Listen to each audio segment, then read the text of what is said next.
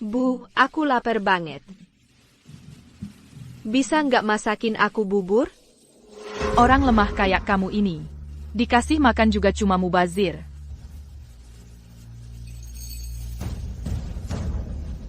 Itu beras terakhir yang aku punya.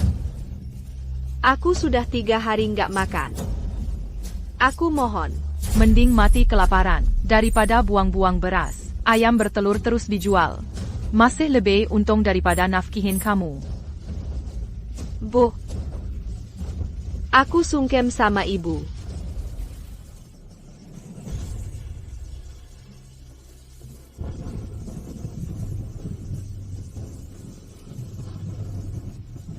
Aku benar-benar nggak kuat lagi. Sekalipun kepalamu pecah, nggak bakal dapat beras ini. Lupakan saja harapanmu. Kenapa kamu perlakukan aku seperti ini? Aku sudah berkorban segalanya buat keluarga ini. Mencuci, masak, melayani kalian semua. Paling tidak ada jasa juga kan? Jasa? Kamu bahkan gak sebanding sama ayam betina yang bisa bertelur. Ngomongin jasa apaan? Lihatlah dirimu. Sudah lama menikah masuk keluarga Luo. Anak satu pun belum kasih ke keluarga Luo. Mau makan beras lagi? Yiru, kamu di rumah? Meikin, dia sahabatku. Dia juga wakil kepala pabrik. Kalau dia tahu kalian perlakukan aku seperti ini, pasti akan lapor ke kelurahan. Oh ya, aku malah pengen lihat.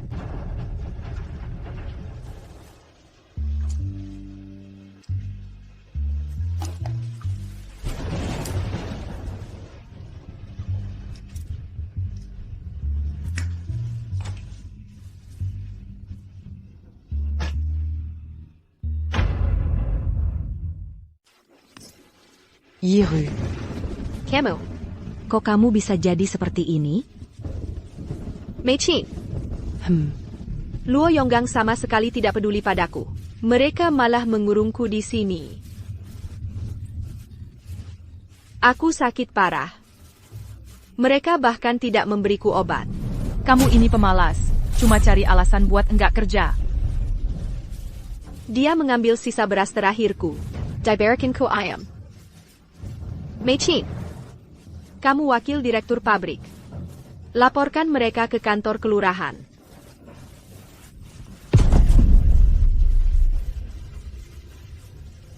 Lapor? Menurutmu kenapa aku datang ke sini?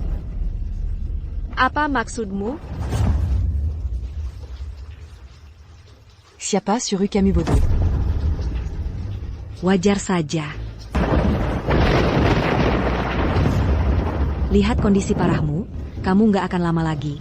Kalau gitu, biar aku kasih tahu beberapa hal. Proyek penerjemahan di pabrik dulu. Aku cuma main sedikit trik. Lalu aku ambil semua jasamu. Dan penyakit parahmu ini.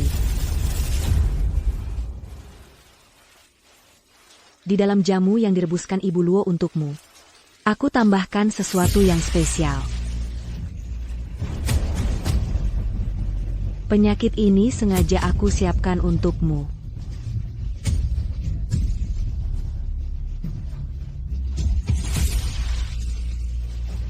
Aku anggap kamu seperti saudara kandung sendiri. Kenapa kamu perlakukan aku seperti ini? Kenapa? Bagus kalau mati terjatuh, biar enggak mengganggu pemandangan lagi. Ternyata, kalian semua menghitungiku. Mama, kamu kenapa? Jangan ganggu ibuku. Aku akan lapor ke guru, lapor ke polisi.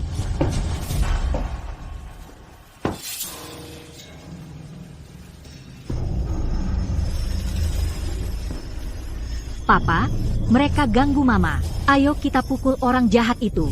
Sayang, makan dulu. Nanti paha ayamnya dingin. Aku nggak mau makan paha ayam.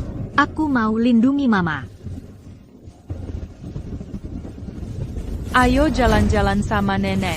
Mama, ayo pergi. Luo Yonggang. Kenapa kamu perlakukan aku seperti ini? Sayong. Katakan padanya. Kamu nggak benar-benar mengira anak ini diadopsi dari panti asuhan, kan? Lihat kelopak matanya. Sama persis seperti aku. Dia adalah anakku dengan Meikin. Anak kandung.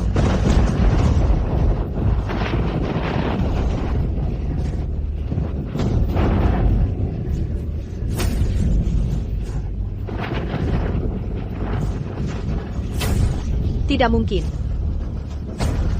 Tidak mungkin. Obat untuk menyembuhkan kemandulanmu itu. Sebenarnya palsu semua. Itu cuma bikin kamu makin gak bisa punya anak.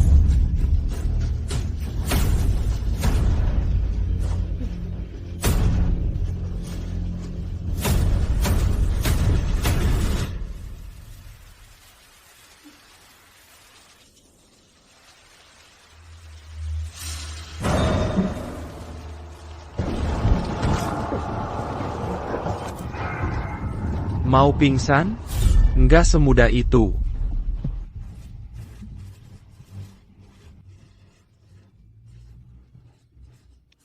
Kalian semua akan mati mengenaskan. Aku akan melaporkan kalian. Aku akan bikin kalian semua masuk penjara.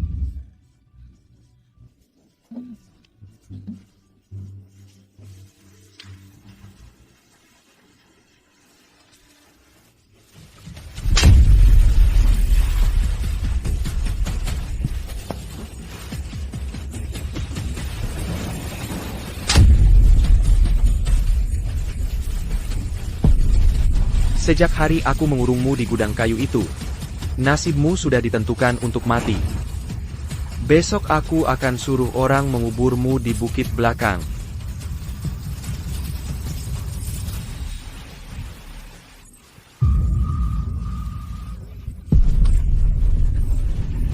Bulan depan, aku akan menikah dengan Meikin.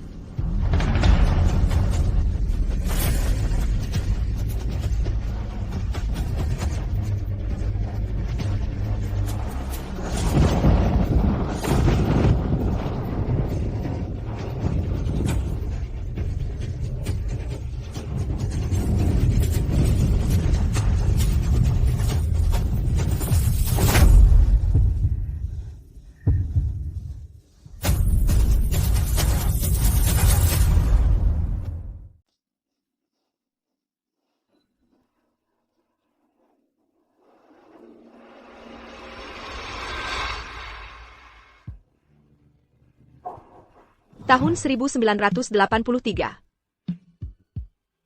Bukankah itu tahun pertama pernikahanku? Aku terlahir kembali. Di kehidupan sebelumnya, aku diperdaya oleh orang-orang di sekitarku. Akhirnya mati di gudang kayu di belakang rumah. Yang paling lucu adalah, anak yang kusayangi seperti permata. Ternyata adalah anak haram sahabatku dan suamiku. Karena Tuhan memberiku kesempatan untuk memulai lagi, aku pasti akan merencanakan dengan baik.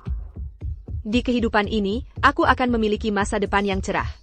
Utang kalian padaku akan kubayar dengan bunga.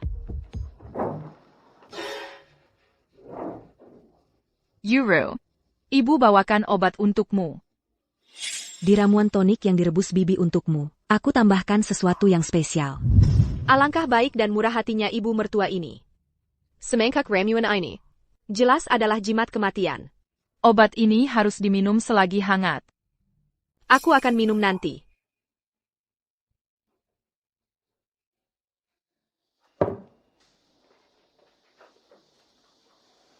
Euro. Ibu Dengga. Unit kerjamu akan membagikan kuota perumahan. Aduh, lihatlah, kamu dan Yonggang tinggal di rumah ini, luas sekali. Kuota rumah baru ini kalau tidak dipakai juga sia-sia. Mengapa tidak diberikan kepada adiknya, Yongxiang? Nanti kalau Yongqiang menikah, pasti butuh rumah kan? Ternyata benar. Di kehidupan sebelumnya, kode unit kerja yang kuperjuangkan susah payah. Kau berikan kepada anakmu yang tak berguna itu. Sayang sekali. Di kehidupan ini, aku tak akan memenuhi keinginanmu. Ya ampun, kamu tahu kan? Keluarga kami miskin. Uangnya semua dipakai untuk biaya sekolah Yonggang. Adiknya, Yongqiang, putus sekolah sejak dini, tidak punya pekerjaan. Keluarga Luo berhutang budi padanya. Kamu sebagai kakak ipar harusnya membalas budi itu, menyerahkan kuota itu padanya seharusnya. Rumahnya tidak perlu besar, cukup 2 kamar 1 ruang tamu. Selain itu, perabotan dan peralatan elektronik harus lengkap. Yongqiang mau menikah ini, jangan sampai terlihat miskin. Di kehidupan sebelumnya, rumahku direbut oleh Luo Yongqiang. Dia mengadakan judi berkelompok di rumah itu. Akhirnya aku ikut kena denda besar. Akhirnya aku tidak punya tempat tinggal. Aku tidak akan memenuhi keinginan kalian. Tidak akan kuberikan. Kuota dari unit kerja adalah untuk karyawan. Tidak bol di jual atau diberikan. Kalau ketawan, akan kena hukuman dan denda. Kamu. Hal kecil seperti ini, kamu kasih sedikit uang saja sudah bisa selesai. Guyiru, waktu orang tuamu meninggal. Banyak orang bilang kamu mendatangkan sial pada keluarga. Aku yang bersikeras sehingga Yonggang menikahimu. Kamu ini pembawa sial. Masalah ini harus dibantu selesaikan untuk Yongqiang. Ini baru balas budi. Kalau bukan karena terlahir kembali. Aku hampir lagi tertipu oleh mulut menismu. Dulu waktu orang tuaku jatuh ke air, Luo Yonggang ada di sampingnya. Sangat mungkin dia tidak menolong padahal bisa menyembunyikan kebenaran. Tidak akan kuberikan. Pergi sana. Lepaskan kamu ikut aku.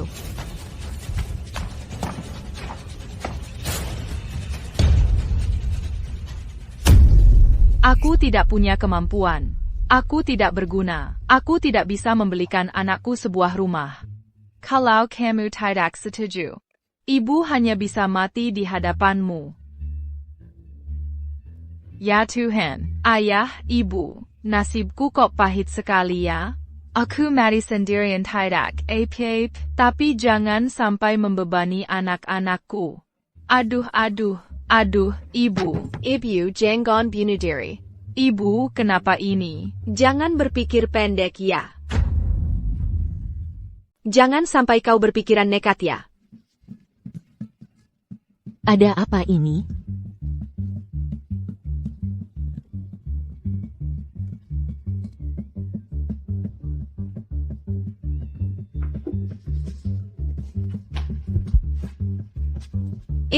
Ibu baik-baik saja kan? Kebetulan obat hari ini belum diminum. Minumlah dulu.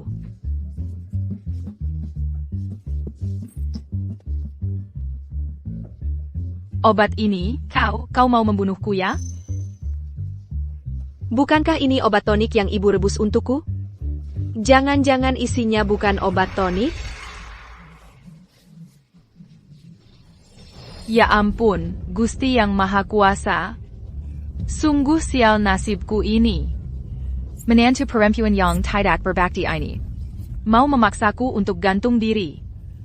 Nanti kalau Yonggang pulang, aku akan minta dia menentak ketelan untukku. Kalau begitu, suruh saja dia datang menentak ketelan. Sejak menikah dan masuk keluarga Luo, gaji dan tunjangan bulananku selalu diserahkan pada ibu untuk disimpan. Baju baru pun tak 3 beli. Setiap hari ku memakan sisa-sisa. Sekarang bahkan kuota rumah dari unit kerja, ibu mau berikan pada adik ipar, Yongqiang. Bahkan jika ibu gantung diri, kuota ini tetap tidak bisa kuberikan. Mau gantung diri sekalipun, kuota ini tetap tidak bisa kuberikan. Aku. Dengerin dulu, daging di toko negara belakangan ini, semuanya kamu beli sendiri, ya? Setidaknya kamu kasih sisa sedikit buat Sigu. Aku lihat sendiri. Bekal makan siang anakmu itu. Dagingnya menumpuk sampai keluar kotaknya. Kamu ngomong sembarangan. Kamu ngerti apa? Yonggang ini kerja kejar setiap hari. Kalau tidak makan daging lebih banyak, badannya bisa ambruk. Tahu? Perempuan ini setiap hari santai-santai saja. Makan bubur dan acar saja sudah cukup. Di masa sulit dulu, kan ini juga rebutan dimakan. Lagi pula, bukankah aku juga makan bubur? Perempuan itu harus pandai mengatur rumah tangga. Uangnya harus dihemat untuk hal-hal yang penting. Betul kan? Yonggang kerja kasar butuh makan daging. Aku yang kerja tiap hari cuma bisa makan angin? Gajiku setengah tahun ini. Dibelanjakan untuk apa saja? Hari ini harus dijelaskan dengan jelas. Bagaimana kalau begini?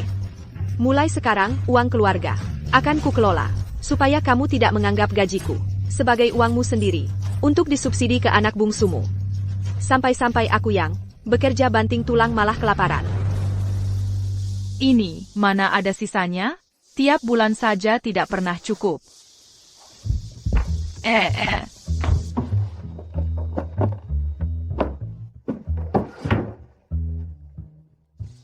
Mulai sekarang, ibu bisa tenang menikmati masa tua. Urusan rumah tangga akan kukelola. Bukannya ibu bilang acar dan bubur itu enak? Mulai sekarang, akan disajikan setiap kali makan. Sekalian ibu rasakan sendiri rasanya mengatur rumah tangga. Aku.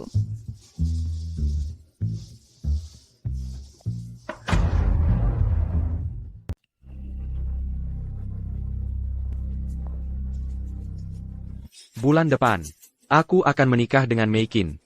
Menikah.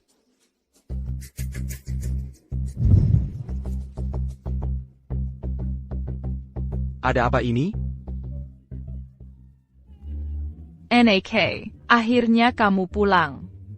Lihatlah menantumu yang baik ini. Apapun yang aku katakan, dia selalu membantah. Dia bahkan mengambil semua tabungan keluarga. Hidup ini sudah tidak bisa dijalani lagi. Ibu, tenang dulu. Kalau sampai sakit karena marah, bagaimana nanti? Liang Meichin, di kehidupan sebelumnya, kamu menginjak jenazahku untuk naik ke atas. Di kehidupan ini, aku akan membuatmu membayar dengan darah. Pulang saja semuanya. Ini urusan keluarga kami sendiri. Tidak ada yang menarik untuk ditonton. Yonggang, masalah ini tidak sesederhana itu. Ibumu ini, cara bertindaknya, terlalu berat sebelah. Benar, benar. Aku hanya ingin mengupayakan satu unit rumah untuk adikmu. Mana ada kakak ipar yang seperti kamu. Bahkan urusan seumur hidup adik iparmu sendiri pun kamu tidak peduli. Karena kamu sudah pulang. Coba katakan, ibumu memintaku memberikan kuota perumahan yang dialokasikan untuk adikmu. Tapi kalau ada masalah, siapa yang bertanggung jawab? Kalau ketahuan, denda minimal 800 yuan. 800? Aku hanya ingin meminjamkan rumahmu untuk adikmu tinggal sementara. Kok hatimu tega sekali? Kalau dipinjamkan, apa masih bisa diminta kembali? Sudahlah, Bu. Urusan ini kita bicarakan nanti. Buper, tidak ada yang menarik untuk ditonton. Pulang saja semuanya.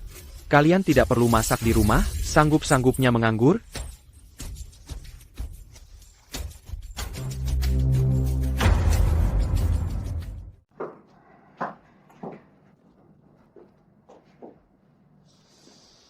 Yiru, sejujurnya, Yonggang salah dalam hal ini. Mana ada ibu mertua dan menantu yang gak pernah bertengkar, tapi dia seharusnya selalu ada di sampingmu, melindungimu. Lagi-lagi mau adu domba ya? Di kehidupan sebelumnya, aku benar-benar buta. Kok kamu pulang bareng dia? Kami ketemu di depan pintu.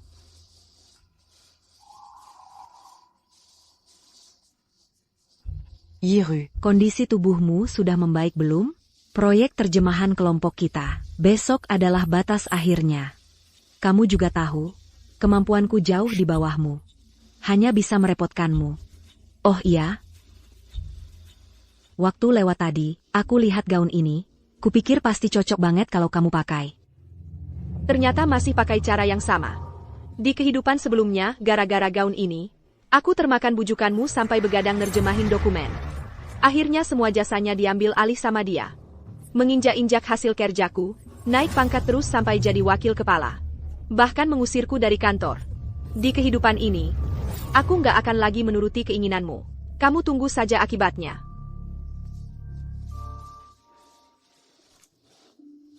Aku sudah siap semuanya, tunggu saja.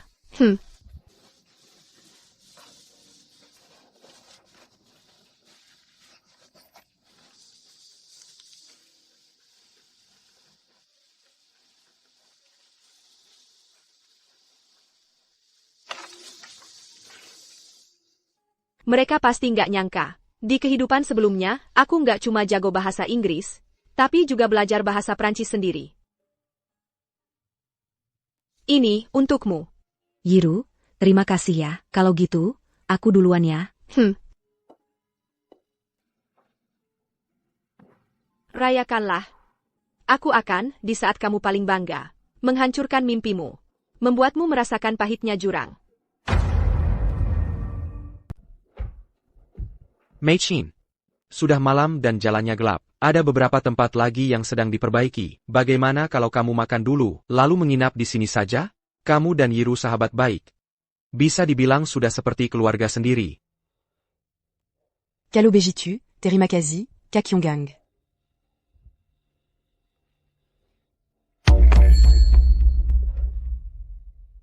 Waktu itu, 2 novel roman yang kamu bilang ingin baca, sudah aku pinjam.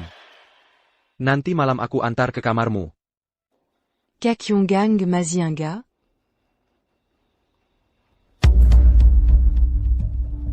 Mau baca? Baka. Sungguh menjijikkan.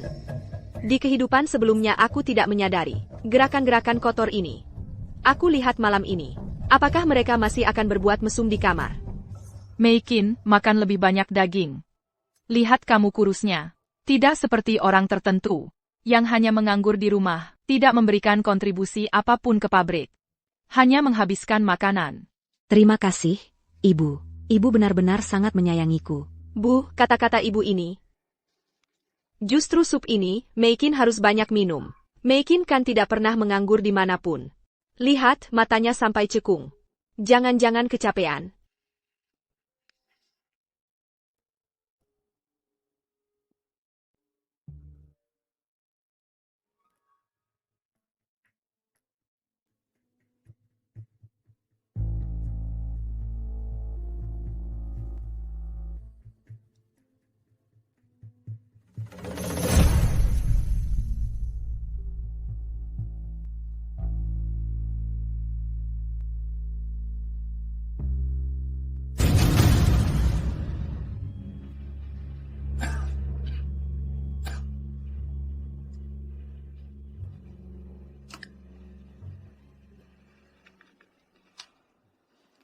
Bagus. Di kehidupan sebelumnya kalian sembunyi-sembunyi di bawah meja. Aku kira kalian tidak sengaja bersentuhan. Di kehidupan ini, kalian tetap berbuat mesum di depan mataku, menganggapku bodoh. Karena kalian nekat menabrak senjata. Aku tidak keberatan membantu kalian. Drama ini baru saja dimulai.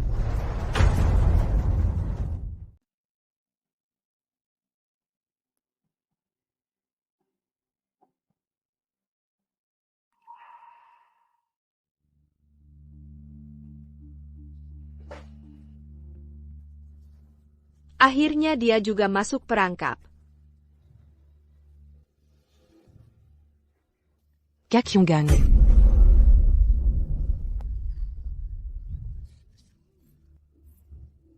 Kalau, bagaimana kalau Gu Yiru mendengarnya? Cekat apa? Dia tidur nyenyak. Mana mungkin dengga.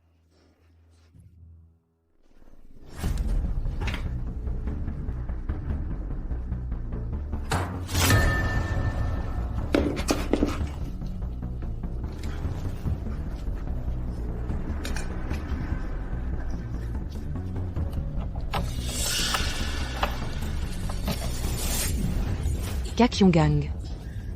Ini kenapa? Asap ini bikin aku sesak napas.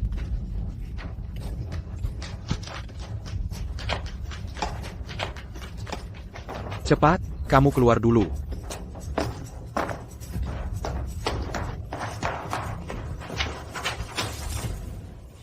Kebakaran. Ayo cepat padamkan. Cepat, tolong. Ada apa? Mei Qin masih di dalam. Sudah kupanggil lama, tidak ada jawaban. Jangan-jangan dia sudah pingsan. Wah, asapnya tebal sekali. Kemungkinan besar dia pingsan karena asap. Minggir.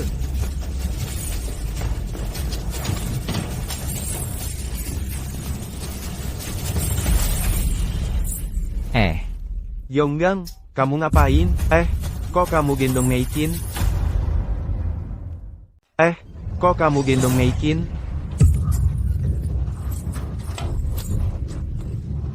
Dia gendong Liang Meikin. Aduh, ada apa ini?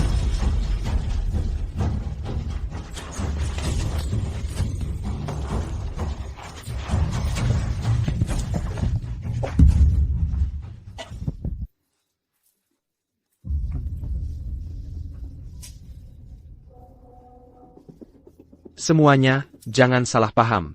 Ayah. Barusan aku tak sengaja menendang kompor arang sampai jatuh, bukan kebakaran. Pulang tidur saja ya. Luo Yonggang. Jadi di musim panas begini, ngapain kamu nyalain kompor arang? Oh, Luo Yonggang. Kamu sama Meikin di dalam sana, cuma berdua, laki-laki dan perempuan. Kalian ngapain di dalam? Iya, betul. Malam-malam begini, tidak jelas. Memalukan sekali, Luo Yonggang. Kamu tega sama si Gu itu? Luo Yonggang, Luo Yonggang. Sehari-hari lihat kamu kelihatan baik-baik saja. Kamu. Ternyata kamu begini sifatnya. HMPH. Cih, Lagi-lagi bekas yang sama. Di kehidupan sebelumnya, Luo Yonggang bilang itu cuma gigitan nyamuk. Aku bodoh, waktu itu malah percaya omongannya. Di kehidupan ini, jangan harap bisa mengelabui aku lagi. Yonggang, because Mera di lihermu ini. Kok kelihatannya mirip banget bekas lipstick? enggak. Piuken. Ayah. Iya, tadi Meikin tak sengaja jatuh dan menempel ke leherku. Sungguh, Yiru, jangan berpikir macam-macam.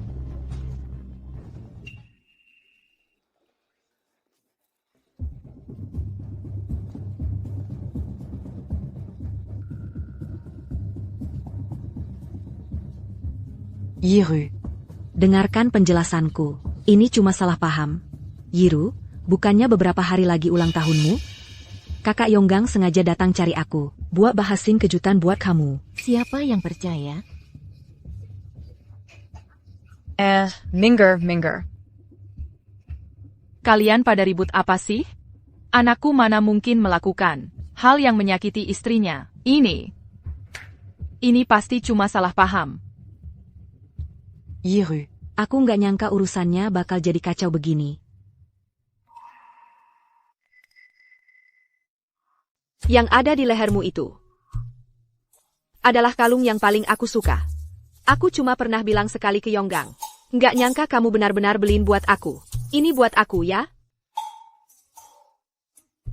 Ini. Iya, ini. Hadiah ulang tahun yang khusus aku siapin buat kamu. Betul. Kakak Yonggang takut kamu nggak suka.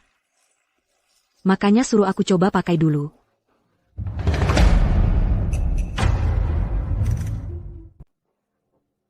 Aku suka banget.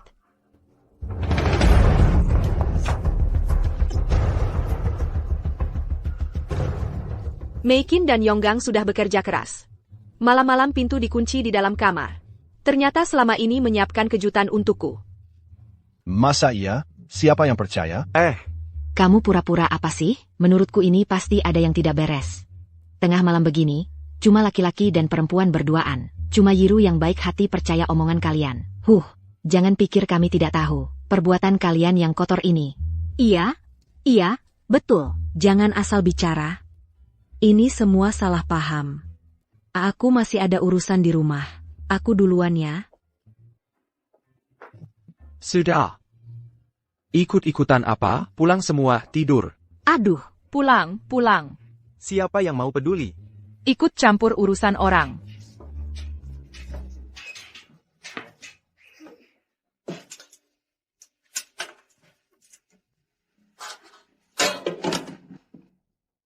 Sekarang belum bisa bercerai. Luo Yonggang itu tulang punggung teknik di pabrik. Di luar, dia punya citra suami teladan. Kejadian malam ini, paling-paling cuma dianggap masalah moral yang diragukan. Bercerai terlalu menguntungkannya. Dia masih bisa terus bersinar, bahkan bisa bersama Liang Meikin secara terang-terangan.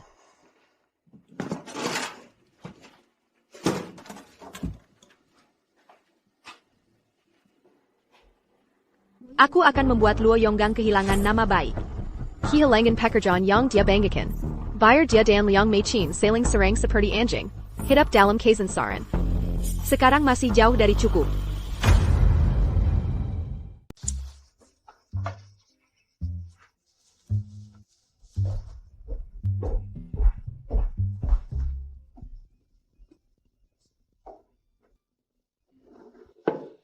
Yiru.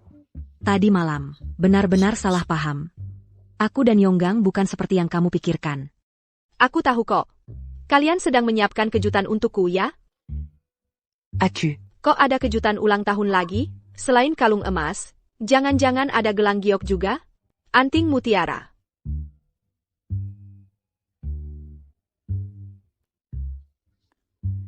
Katanya di pabrik datang wakil direktur baru. Lagi pula dia baru pulang dari studi di luar negeri. Entah juga.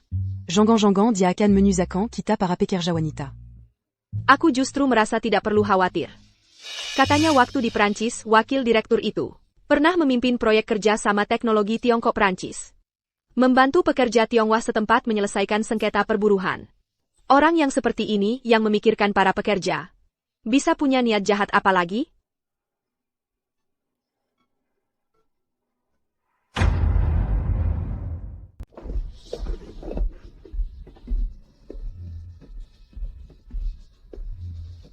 Croissant ini, Selaja.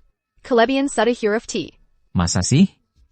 Ini kan terjemahan Insinyur Lee. Dia kan yang paling senior di pabrik kita. Aku juga percaya kemampuan Insinyur Lee. Yiru, kamu jangan cari-cari kesalahan deh. Dalam bahasa Prancis, isant itu akhiran kata sifat. Di sini harusnya pakai kata benda croissant. Terus yang ini, pain au chocolate, juga salah. Antara dua huruf ini tidak bol ada spasi. Ada spasi atau enggak? Apa bedanya sih? Yang penting orang ngerti kan? Cuma cari-cari kesalahan aja. Bahasa Prancis itu ketat. Spasi bisa mengubah arti kata. Pain au chocolat itu frasa tetap. Kalau ditulis terpisah, itu salah. Dan dari segi bahasa Prancis, saat kata sifat menerangkan kata benda, posisinya juga ada aturannya. Camus. Kamu ngerti apa sih? Cuma bisa ngomong sembarangan. Meichin aku sering nasehatin kamu. Jangan cuma fokus ke dandan. Kalau ada waktu, bisa banyak baca buku. Cari-cari informasi. Kalau enggak, cuma akan bikin malu lagi. Urusanmu apa? Wakil Direktur Zeng. Anda lihat dong. Terjemahan ini katanya salah sama dia. Dia benar. Maman Salaeja. Papan tulis ini kan mau ditunjukkan ke tamu asing. Kalau jadi bahan tertawaan, bisa pengaruhi operasi pabrik. Ternyata, di pabrik ini banyak orang berbakat ya. Hello. Halo, nama saya Zeng Jiali. Hello, Gu Yuru.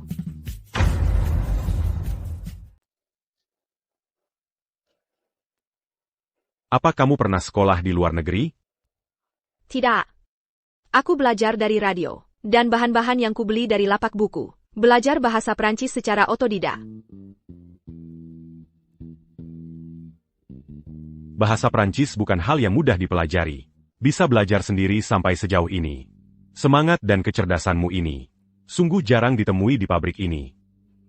Wakil Direktur Zeng terlalu memuji. Oh iya, barusan aku dengar kamu membicarakan hal-hal tentang Prancis. Maaf, seharusnya aku tidak membicarakan hal sembarangan di belakang.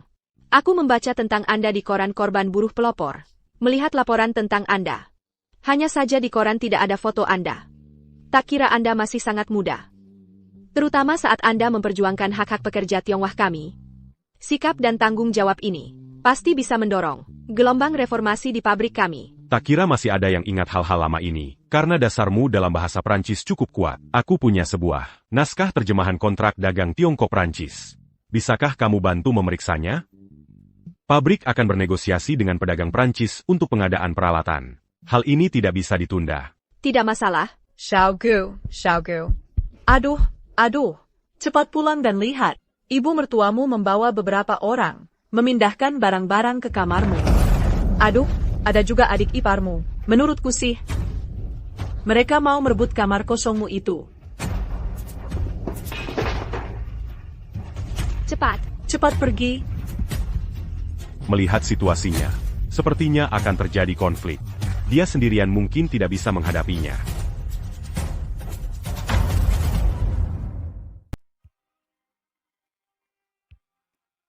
Chunk. Chunk. Aduh, hati-hati, ini selimut dan kasur baru Yongqiang. Lalu wajan besi ini, baru saja dibeli dari pasar Loa. Jangan sampai rusak atau penyok. Taruh di kamar ini, lalu bawa lemari itu masuk. Isi dulu tempatnya. Berhenti. Ini rumah saya. Tanpa izin saya, siapa yang mengizinkan kalian? Seenaknya memasukkan barang-barang ke sini? Dari mana barang-barang ini? Angkat kembali semuanya. Hei kamu ini, aku tabrak kamu sampai mati. Aduh.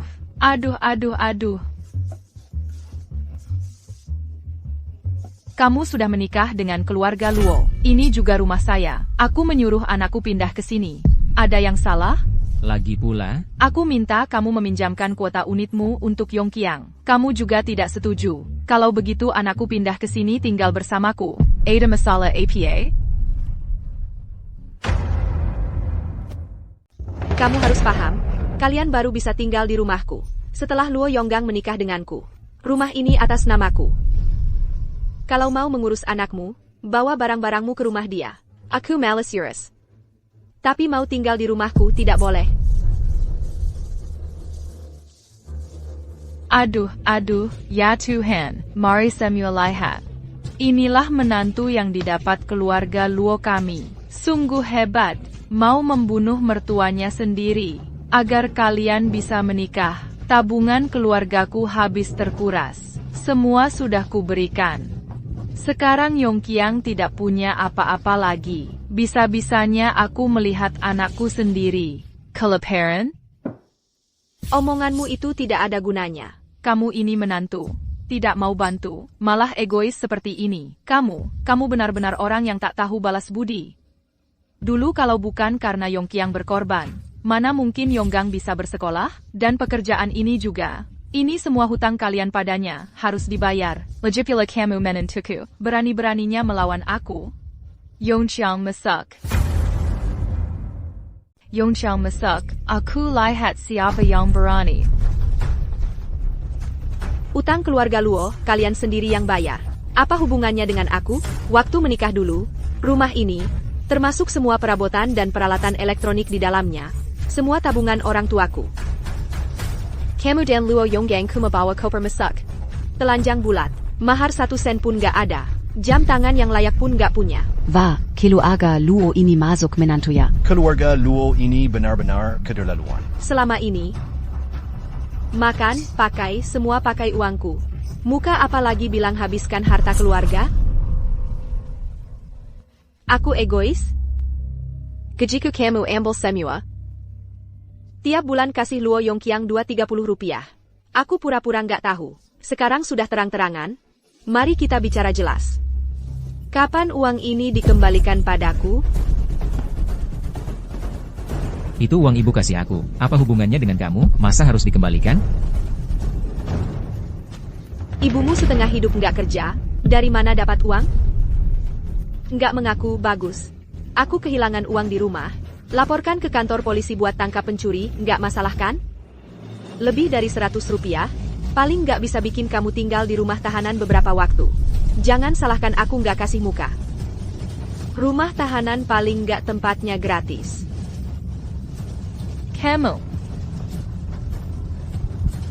Kamu benar-benar jahat. Kamu.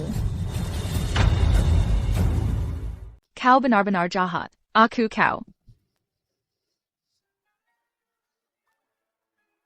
Berani-beraninya kau mendorongku. Kau keterlaluan. Ini benar-benar keterlaluan. Jelas-jelas jatuh sendiri. Tapi malah bilang didorong Yiru. Mana ada mertua yang bertingkah seperti ini? Iya, kan?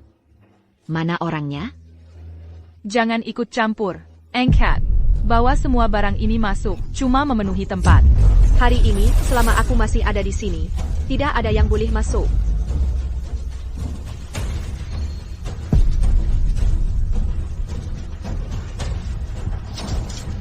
Ebio.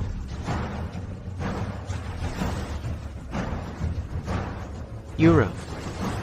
Kapan kau jadi? Sekeras kepala ini, kamar itu di rumah juga nganggur. Biarkan Yongqiang tinggal di sini kenapa? Kita kan suami istri. Perlu segitunya dibedakan? Dulu kau tidak seperti ini. Sekarang kenapa kau jadi? Tidak bisa diajak bicara? Keluarga penghisap darah ini. Memangnya kalian pikir aku masih Gu Yiru yang dulu yang mau diperas habis-habisan? Baik, tidak usah dibedakan.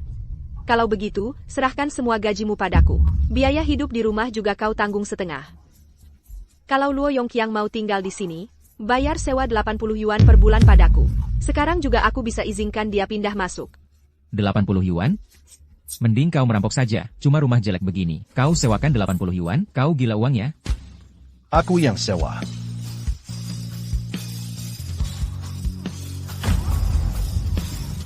Saya sewa.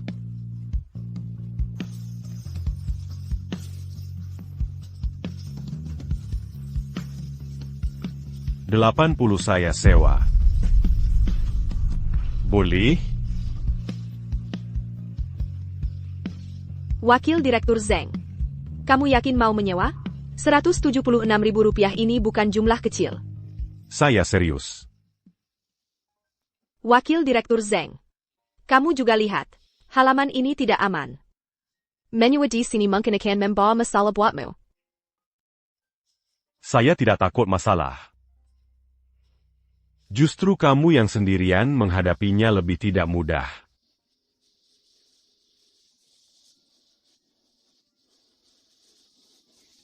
Baik.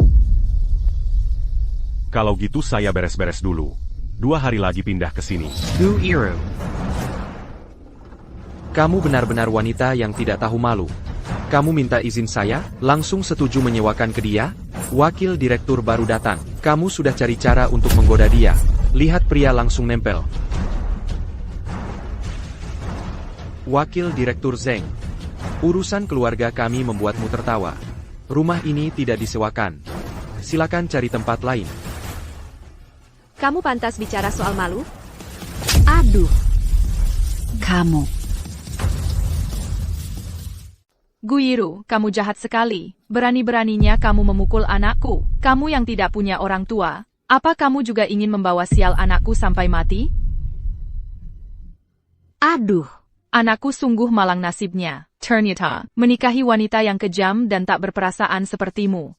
Bahkan sebuah rumah pun tak mau kau berikan pada kami. Sungguh tak punya hati nurani, menikahi istri yang tidak berbakti, membawa malapetaka untuk 3 generasi. Tetangga-tetangga ini memang licik. Dulu kukira ibu mertuaku orang baik. Sekarang lihatlah betapa buruk sifat aslinya. Ditambah dengan kejadian sebelumnya, tidak sulit untuk melihat. Kalau keluarga Luo ini bermaksud untuk menguras habis semua hartaku.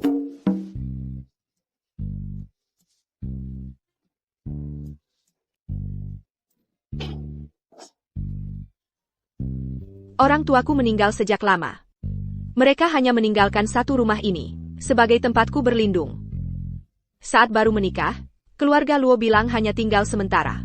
Tapi kemudian mereka malah berencana untuk mengubah nama di sertifikat rumah menjadi nama mereka. Sekarang mereka bahkan ingin adik iparku pindah masuk.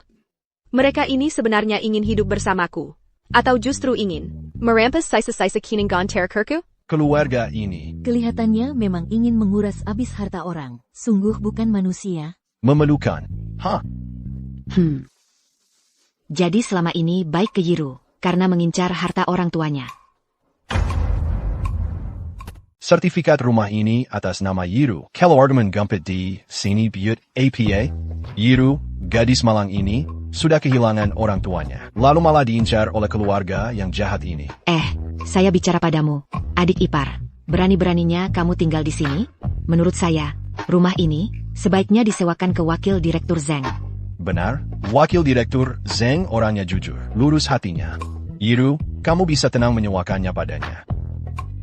Gu Yiru, Kalau bukan karena kakakku menikahimu, mana mungkin kamu hidup senyaman sekarang?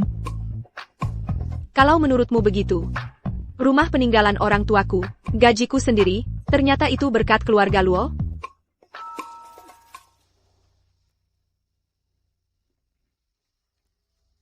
Aku ingat bulan lalu, pabrik baru saja mengadakan sosialisasi hukum untuk kalian. Kan? Mengambil alih properti orang lain dengan niat jahat. Bisa kena tanggung jawab pidana. Kalau tidak, lebih baik kita laporkan ke polisi saja.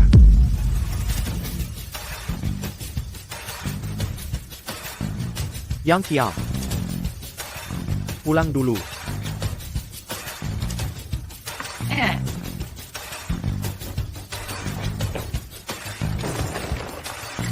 Cih, nanti kita lihat.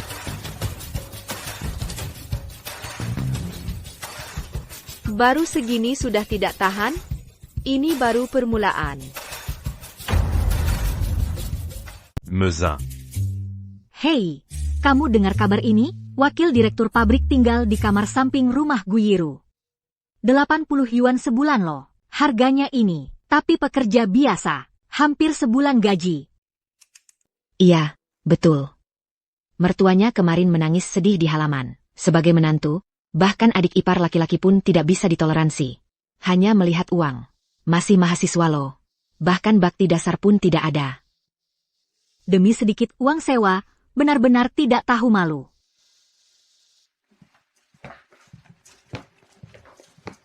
Rekan-rekan.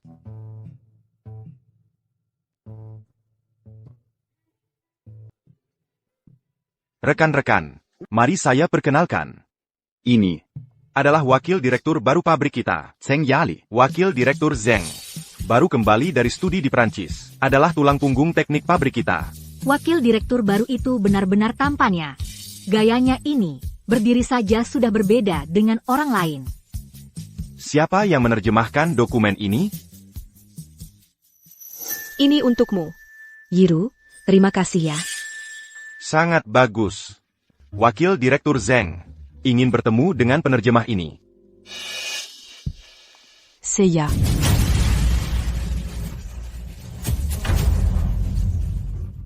Aku. Liang. Pekerjaan kali ini diselesaikan dengan sangat baik, membawa kehormatan untuk pabrik. Nanti akan saya laporkan untuk mendapatkan penghargaan tingkat 3. Memang tidak salah, Kak Liang. Aku selalu berpikir Kak Liang sangat berbakat. Penerjemah bahasa Rusia yang terhebat di antara kita. Tidak menyangka bahkan bahasa Prancis juga sangat hebat. Benar, kan? Kali ini adalah penerjemahan bahasa Prancis. Kalau aku harus mencari di buku, bisa memakan waktu 10 hari atau setengah bulan. Baru bisa menerjemahkannya. Dan belum tentu benar. Kita semua harus belajar dari Kak Liang. Nanti saat penilaian karyawan terbaik, aku yang pertama memilihmu. Tidak sehebat yang dikatakan semua orang. Aku juga mengumpulkannya sedikit demi sedikit. Harusnya kita belajar bersama. Pada akhirnya, juga adalah hasil departemen penerjemahan kita. Hasil kerja keras bersama. Jadi malam ini aku mengajak kalian semua makan bersama. Pergi ke restoran baru di ujung jalan itu. Restoran Hongmian. Pesan beberapa hidangan spesial. Anggap saja sebagai perayaan. Kak Liang benar-benar dermawan. Tidak hanya menanggung pekerjaan tersulit, tapi juga mengajak kita semua merayakan bersama. Tidak seperti beberapa orang yang biasa menempati posisi kerja tapi tidak berbuat apa-apa. Bersenang-senanglah, nanti kalian akan menyesal. Semakin tinggi seseorang terbang, semakin sakit jatuhnya. Sudah, jangan bicara lagi. Yiru, kita juga selalu berusaha keras. Liang Meikin, ternyata kemampuanmu hanya segini. Maka selanjutnya, kamu harus bersiap-siap. Lapor, Bapak Kepala Pabrik. Dokumen ini adalah yang aku selesaikan.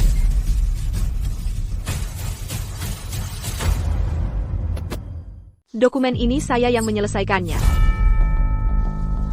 Kok bisa dia? Saya tidak paham Saudari Liang Meikin. Mengapa mengaku dokumen ini? Semua seharusnya tahu. Saudari Liang Meikin, biasanya percakapan dasar bahasa Prancis saja, masih terbata-bata. Sedangkan dokumen ini melibatkan istilah teknis proses pengerasan frekuensi tinggi dan klausul bisnis dengan kemampuan lamanya. Sama sekali tidak bisa diselesaikan dalam waktu singkat.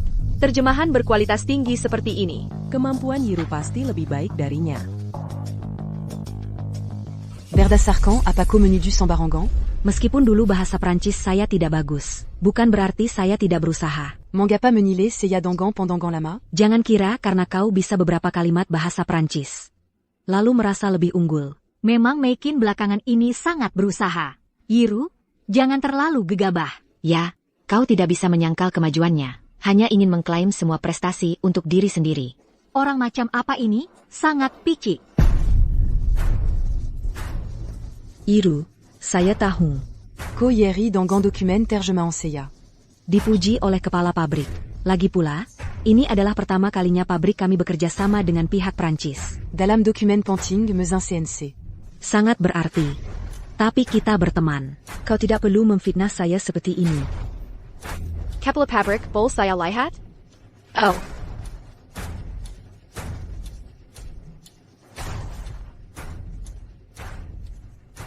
Karena saudari Liang Meikin bersikeras mengatakan, dokumen ini diterjemahkan sendiri olehnya. Kalau begitu, tanya. Dokumen terjemahan ini melibatkan penggilingan super presisi yang dikembangkan pabrik kami dengan teknologi pengerasan frekuensi tinggi, melibatkan data yang begitu kompleks, dan kosakata profesional. Bagaimana kau bisa dalam waktu singkat menerjemahkan semua isinya? Itu karena saya teliti mencari referensi dan menyiapkan dengan matang. Konten yang begitu penting, tentu harus diterjemahkan semua. Kau salah, meskipun pabrik tidak punya aturan kerahasiaan yang jelas. Tapi untuk mencegah kebocoran teknologi, saya memilih menyembunyikan beberapa informasi kunci. Misalnya parameter suhu, rasio media pendingin, dua data inti ini sama sekali tidak saya terjemahkan. Sedangkan kau, bahkan informasi kunci yang hilang dalam dokumen saja tidak tahu, berani bilang sudah menerjemahkan? Ya, benar-benar tak tahu malu. Bagaimana bisa begini? Apakah benar bukan dia? Aku hanya lupa karena kelalaian sesaat. Jangan kamu memperbesar masalah dari celah kecil ini. Kak Liang, kamu mencuri dokumen terjemahan orang lain. Sekarang masih bersikeras di sini. Jaga mukalah. Ya, biasanya berpura-pura. Sekarang terbongkarkan aslinya. Karena rekan Liang Meikin bersikeras mengatakan itu diterjemahkan sendiri, maka terhadap isi dokumen ini seharusnya sangat menguasai. Boleh tanya, clausal force majeure sesuai dengan halaman dan baris mana dalam bahasa Tionghoa, dan juga yang diminta pihak Prancis, standar penerimaan peralatan pengerasan frekuensi tinggi dalam dokumen terjemahan menggunakan critères d'acceptation atau normes d'essai.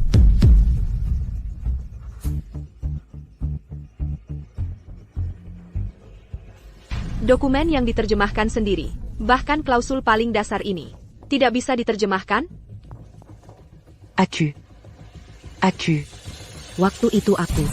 Satu kata demi satu kata. Mencari di kamus. Sekarang lupa juga wajar. Yiru, Camus. Jangan kamu semakin menjadi-jadi. Masih saja bersikeras. Benar-benar tidak menyerah sampai akhir. Maka selanjutnya tidak ada ruang untuk membantah. Rekan Liang Meikin, kamu tebak bahasa Prancis ini. Sebenarnya apa artinya?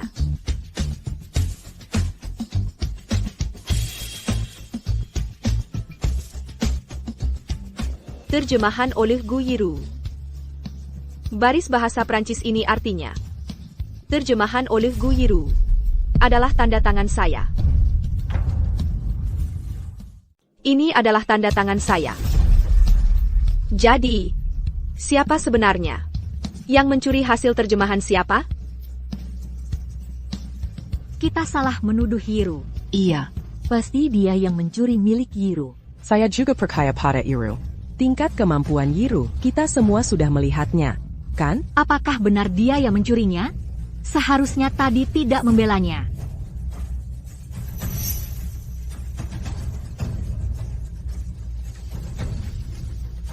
Ini untukmu. Yiru, terima kasih ya. Ternyata hari itu dia sudah menyiapkan jebakan. Menunggu saya terjebak. Gu Yiru Capon. Menjadi begitu pintar? Apakah sebelumnya saya meremehkannya? Gu Yiru memiliki tingkat terjemahan yang luar biasa. Pikirannya juga sangat teliti. Tampaknya kebenaran masalah ini sudah sangat jelas. Yiru.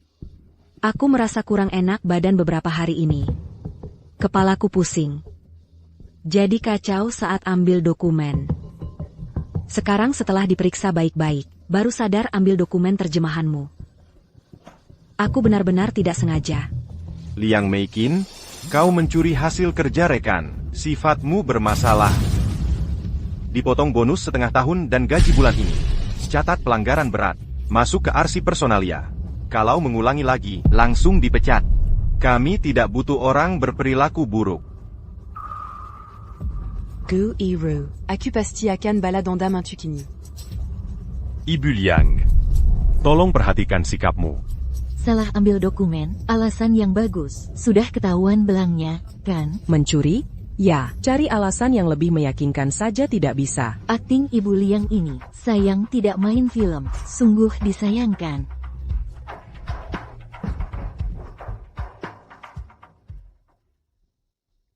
Copintar, Beranidan punya strategi. Terima kasih, Wakil Kepala Pabrik Zeng. Terima kasih untuk apa? Aku tidak membantumu sama sekali.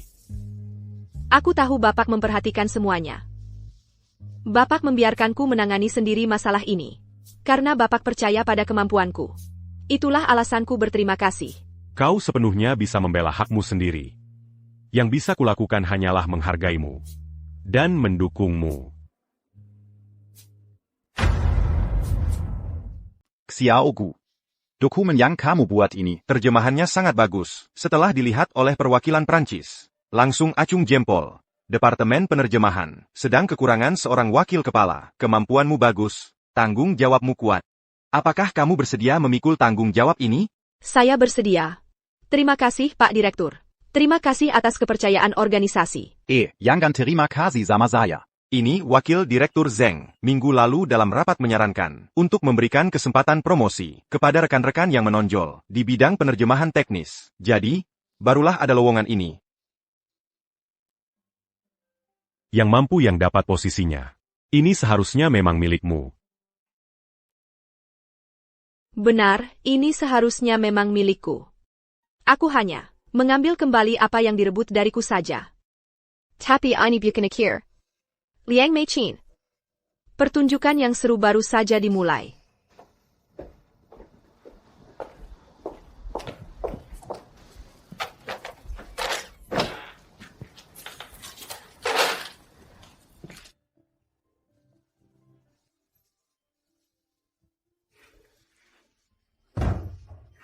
Kamu lihat dulu puas atau tidak. Kalau merasa tidak cocok, uang sewanya akan kukembalikan. Sangat puas. Rumahnya menghadap matahari. Jendelanya juga besar. Sirkulasi udaranya juga bagus. Bisa menyewa kamar ini. Seharga 80. Tidak rugi. Kalau begitu bagus. Kalau begitu aku akan membereskan lagi. Tidak usah dibereskan. Ini sudah sangat bersih. Sisa pekerjaannya biar aku sendiri yang kerjakan. Masa bisa begitu? Anda kan wakil direktur. Tidak boleh disuruh bekerja. Biar aku saja. Hanya pekerjaan kecil saja. Ibu Yiru, silakan istirahat di luar dulu. Kalau begitu, kamu sudah makan belum? Aku akan buatkan makanan untukmu. Sewa 80 ini sebenarnya tidak murah. Aku yang menerimanya merasa seperti mengambil keuntungan. Bagus. Maman agak lapar. Kalau begitu, kamu membereskan dulu. Aku akan memasak.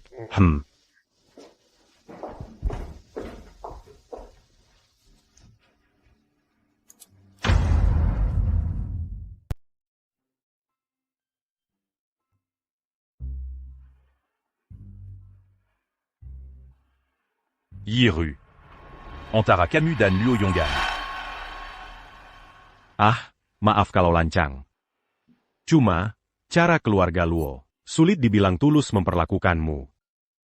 Aku agak penasaran. Dulu kenapa kamu memilih bersamanya? Orang tuaku meninggal tiba-tiba.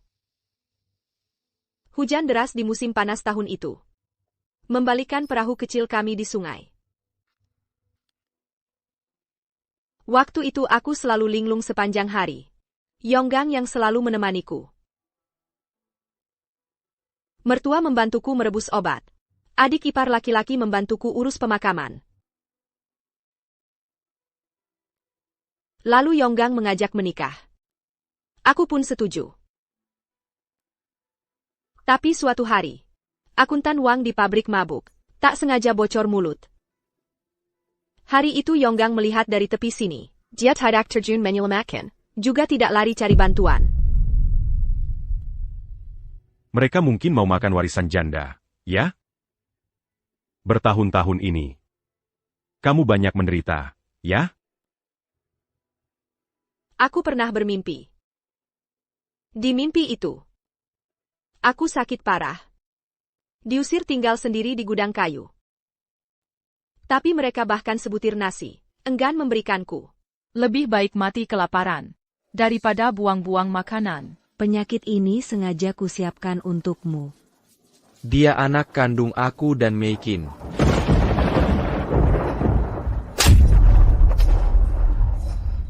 Lalu,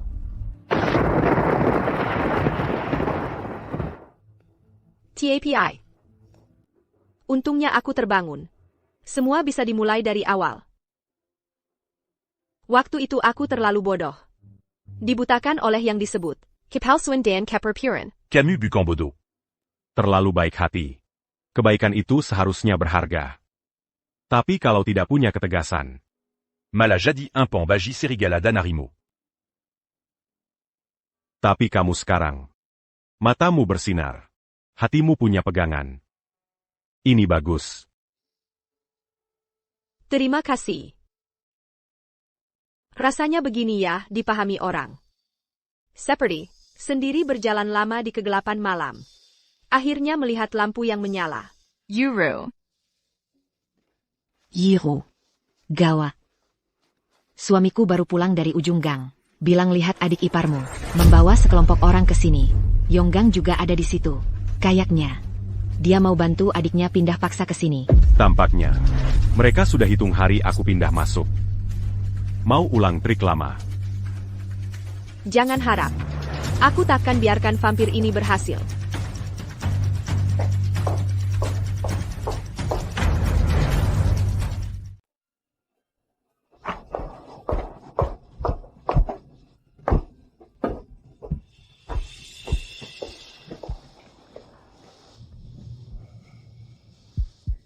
Kak Yonggang, ini bagaimana sih? Siapa tahu dia sedang tidak waras APA.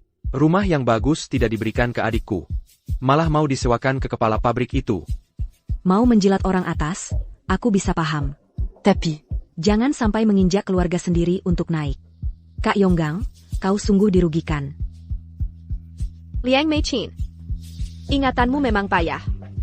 Kemarin kau ambil dokumenku untuk mengklaim pujian. Hari ini sudah buru-buru, berpura-pura tidak bersalah di depanku. Lihatlah. Rupanya seperti manusia, tapi ternyata busuk hati. Wajah bisa dikenali, tapi hati tidak. Bahkan hasil kerja orang lain berani direbut. Hatinya lebih hitam dari tinta di bak tinta. Ini cuma kesalahpahaman. Sudah kujelaskan.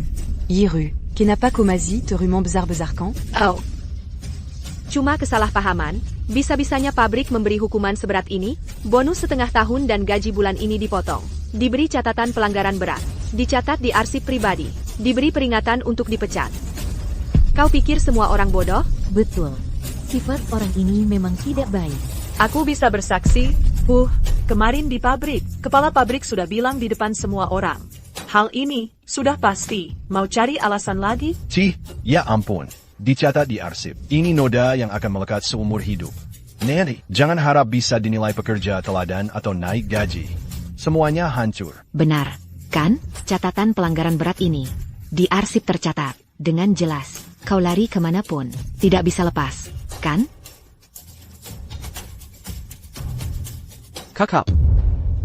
Yiru, kenapa kau harus selalu menargetkan Meikin? Dia juga tidak sengaja. Kemampuan terjemahanmu tinggi. Penceja sedikit kenapa tidak? Kita semua satu keluarga, harus sampai membuat malu seperti ini? Guiru. Kau pembawa sial, menantu yang tidak berbakti. Adik ipar sendiri tidak diizinkan tinggal, malah mau disewakan ke orang luar. Apa maksudmu? Mau mempermalukan keluarga Luo sampai habis? Dulu anakku, entah bagaimana matanya buta, sampai menikahi makhluk kejam seperti kau. Kamu.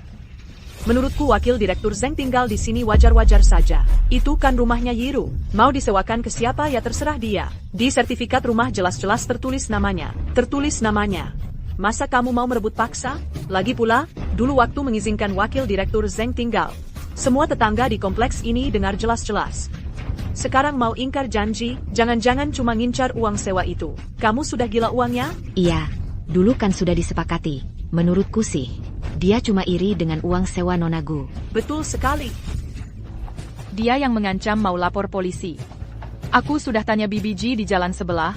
Katanya, harus melindungi orang tua, tidak boleh tidak berbakti. Masa membiarkan menantu perempuan membawa orang asing masuk rumah? Tanya BBG. Kebetulan sekali. Yang aku dengar, anak laki-laki BBG sedang berusaha mengincar rumah janda tetangga. Kalian berkumpul, bermusyawarah bagaimana mengisap darahku, menelan rumahku? Hari ini datang lagi bikin onar. Jangan-jangan BBG di belakang yang kasih ide bodoh ini? Kakak Yonggang, jangan gegabah. Kita nggak perlu marah-marah sama mereka. Baiklah, dengar kata kamu. Kalian mesra sekali. Yang nggak tahu, mungkin mengira kalian yang suami istri sah. Ayah, waktu itu malam-malaman, laki-laki perempuan berpelukan sendirian. Kalau bukan karena tiba-tiba kebakaran, entah bakal terjadi hal memalukan apa lagi. Iya, kamu pikir kami buta? Waktu itu pakaianmu nggak rapi. Kesucianmu sudah hilang. Kalian. Aduh, kurang ajar. Rumah ini juga ada bagian anakku setengah. Lihat tuh Meikin. Dia nggak seperti kamu yang nggak tahu terima kasih. Dulu kalau Meikin yang menikah ke keluarga kami, mana ada banyak masalah begini. Bu, jangan asal ngomong. Meikin kan sahabat baik Yiru. Sahabat yang luar biasa. Sahabat nggak bela aku, malah bela orang lain. Padahal dia tahu Luo Yonggang suamiku. Masih aja genit-genitan begini. Sopan santunnya benar-benar hebat ya. Benar-benar SI Pareo. Aduh. Aku salah menilai Guiru. Aduh, kamu nggak punya orang tua, anakku kasihan sama kamu. Baik sama kamu. Nggak nyangka setelah menikah, balas budinya kayak gini. Aduh. Kenapa nasib keluarga kami begini sialnya? Semuanya dibohongi sama Guiru ini. Kamu ngomong gitu nggak malu? Malu-maluin nggak sih? HMPH. Aku udah hidup setengah umur, belum pernah lihat orang yang memutarbalikkan fakta kayak kamu. Bu, ini Guiru yang kejam dan nggak punya perasaan. Kita nggak usah berdebat sama dia. Siapa suruh aku nikah sama dia? Makan nasi orang lain tapi sok jago, diomongin dengan gaya yang elegan banget. Aku benar-benar tercengang. Kalian ibu dan anak makan dan pakai punyaku. Sekarang malah jadi korban. Sungguh tak tahu malu. Sungguh nggak kebayang. Pekerja yang merawat mesin di pabrik. Ternyata orang yang tak punya hati seperti kamu. CH. Aku harus benar-benar laporkan ke kepala pabrik. Biar kamu nggak suatu hari demi keuntungan ngelakuin yang curang-curang, membahayakan pabrik. Ini urusan keluarga kami sendiri. Lajapila, Guiru juga nggak sesederhana yang terlihat.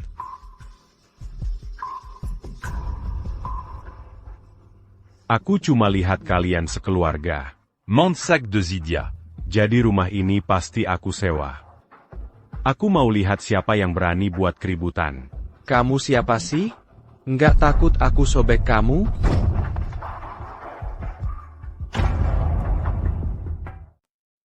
Berkeliaran seenaknya. Mau main tangan lagi. Katanya wakil kepala pabrik Zeng ini dari Beijing. Latar belakangnya kuat. Dia masih berani lancang seperti ini. Sekarang ada tontonan seru nih. Luo Yonggang, kayaknya bakal sial. Sebagai pekerja teknik di pabrik, keahlian itu penting, tapi karakter lebih penting lagi. Pabrik tidak bisa menoleransi orang yang bermoral buruk. Selain itu, ibumu barusan menghina Guyiru. Harusnya minta maaf, kan? CIH, aku kasih. Wakil Kepala Pabrik Zeng. Maaf mengganggu.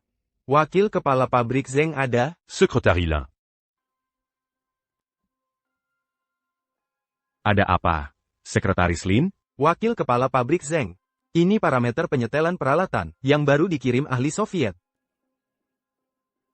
Kepala pabrik minta Anda segera tanda tangan. Besok masih ada rapat koordinasi.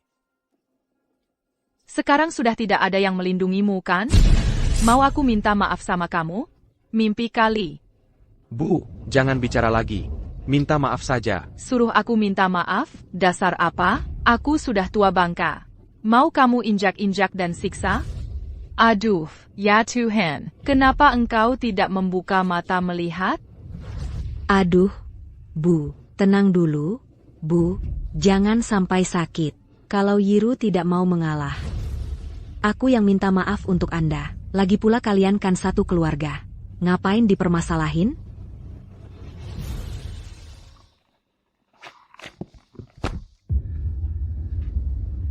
Guyiru, lihat tuh Meikin. Lihat kamu, teganya. Yonggang, andai dulu menikahi Meikin, pasti lebih nyaman. Ngapain muter-muter jauh? Dari awal seharusnya tidak biarkan orang tuanya tenggelam.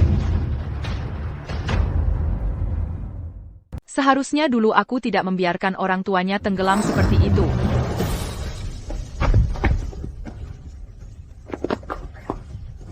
Kamu. Apa katamu? Ini. Ada yang tidak beres di sini. Tidak mungkin. Ternyata ada hubungannya dengan mereka. Ibuku ngomong sembarangan. Maksudnya adalah, dia menyalahkanku karena dulu tidak bisa menyelamatkan orang tuamu. Aku seharusnya sudah menyadarinya. Aku pikir kamu pengecut dan tidak becus. Hanya bisa melihat orang tuaku tenggelam tanpa berbuat apa-apa. Ternyata kamu sudah lama mengincar harta keluargaku. Dan bahkan mau menjebakku dengan tuduhan. Membawa sial hingga orang tua meninggal.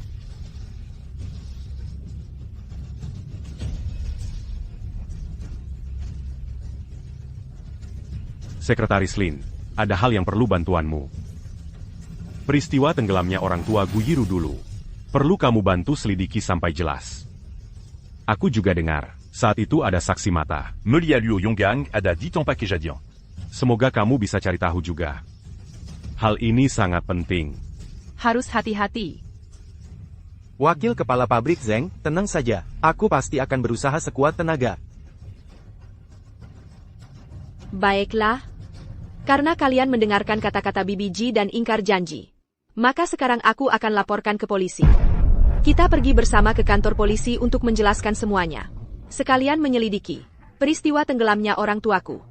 Aku ingin lihat, apakah hukum akan melindungi kalian para serigala ini. Yiru, jangan gegabah. Yongqiang tidak bisa tinggal. Kita pernah jadi suami istri, masih ada rasa sayang. Bicaralah baik-baik, jangan laporkan ke polisi.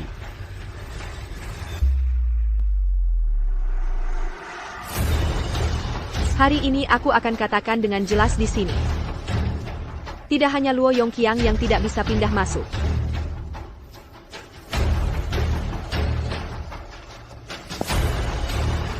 Kalian semua harus keluar dari sini. Kalian semua harus pindah dari sini. Yiru, jangan gegabah. Hari orang tuamu tenggelam dulu. Aku benar-benar cuma kebetulan lewat. Aku nggak bisa berenang. Aku cuma bisa melihat. Aku juga merasa bersalah. Yongqiang sudah nggak tinggal di sini. Nggak tinggal lagi. Wakil kepala pabrik Zeng mau nyewa, ya silakan. TAPI. Tapi aku dan ibu nggak bisa pindah. Kita sudah menikah, jadi satu keluarga. Aduh, tolong nilain dong semuanya. Menantuku mau mengusir mertuanya sendiri. Masih adil nggak ini? Ini rumahku. Aku punya hak menentukan siapa yang boleh tinggal. Dan siapa yang nggak boleh. Nggak mau pindah ya? Kalau gitu, besok aku urus perceraian di kantor kelurahan. Menurut hukum perkawinan, Kalian semua jangan harap bisa numpang terus. Yura, jangan cerai. Aku punya perasaan padamu. Gak Yonggang. Sekarang nggak bisa cerai. Tunggu sampai hartanya dan tabungannya kita dapat dulu. Bisik-bisik gitu. Memang seperti pesanggan mesra. Jangan asal nuduh. Malah kamu yang gak berbakti ke mertua, hatinya jahat. Kalau mertuaku, aku pasti akan memperlakukannya seperti ibu kandung sendiri. Mencuci, masak, menyajikan teh dan air. Gak akan biarkan dia tersakiti sedikit pun. Aduh. Meikin, kamu memang lebih baik. Sekarang aku baru sadar. Seharusnya dulu, aku harusnya mencarikan menantu seperti Meikin. Untuk anakku. Kalian lihat kan? Wajah buruk keluarga ini, gak bisa disembunyikan lagi. Aku dari dulu sudah bilang. Dua orang ini sudah lama berhubungan. Berkomplot nakalin Yiru. Pindah, betul. Kalau enggak, entah bagaimana lagi nakalin Yiru. Betul, rumah ini kan sebenarnya peninggalan orang tua Sigu. Keluarga Luo sudah lama numpang dengan muka tebal. Sudah waktunya pindah. Kamu, aku. Jangan bilang lagi, kalau bilang lagi, aku hancur. APA? Aku bilang apa? Aku ini demi kebaikanmu. Demi aku? Kurasa kamu cuma demi Yongqiang, demi kepentingan pribadimu. Kamu ngomong apa sih? HMPH. Akhirnya pertunjukan anjing saling menggigit dimulai. Aku nggak peduli. Pokoknya hari ini Yongqiang harus tinggal di sini. Kamu kan kakak kandungnya. Kamu harus bantu dia. Rumah ini, Yiru mau sewakan ke siapa ya terserah dia. Yongqiang sudah besar begini, sehari-hari cuma tahu nganggur doang. Kalau bukan karena kamu dari kecil, selalu memanjakannya, mana mungkin sampai sekarang dia nggak punya kerjaan yang benar, cuma tahu ngandelin orang tua di rumah. Bulan lalu ada lowongan di tim transportasi. Baru kerja 3 hari, udah ngeluh capek dan pulang. Sekarang masih berani minta tempat tinggal? Luo Yonggan, maksudmu APA? Sekarang malah salahku? Kak, kalau ngomong gini gak asik deh. Dulu waktu kecil keluarga kita miskin. Uang buat sekolah kamu, itu semua Bu hemat-hemat. Satu-satu dikumpulkan. Sekarang kamu udah punya kerjaan, udah punya istri. Langsung jijik sama adik kandungmu sendiri. Yongqiang, kamu memang jago banget memuji diri sendiri. Coba tanya hati nuranimu. Selama ini kamu ngapain aja? SMP nggak lulus kamu udah putus sekolah. Sehari-hari cuma tahu sama teman-teman nakalmu. Minum, ngobrol, main judi. Selama ini berapa banyak harta keluarga yang kamu habisin? Aduh, Yongqiangku, aduh.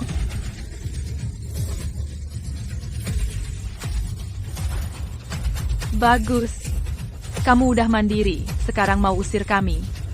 Kenapa aku punya anak durhaka kayak kamu? Sudah. Tempatin Yongqiang dulu. Besok cari kerja. Biar nggak malu-maluin di sini. Aku tidak peduli, kamu hari ini harus. Ebio. Kalau benar-benar pergi ke kantor polisi, kita tidak akan dapat alasan sedikit pun. Kamu lihat sendiri, tetangga-tetangga di sekitar ini. Mana ada yang tidak membantunya? Aku tidak peduli. Aku tidak punya tempat tinggal. Aku mau tidur di jalanan, ya?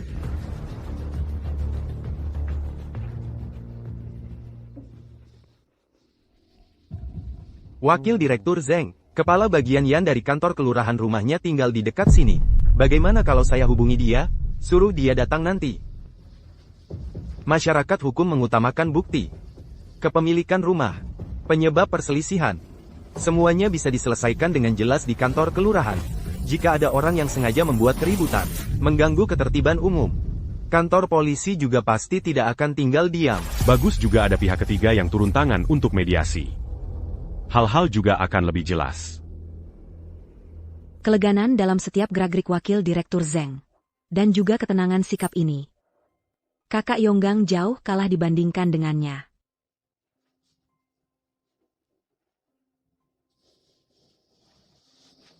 Ibu, bawa Yongqiang menginap di hotel saja.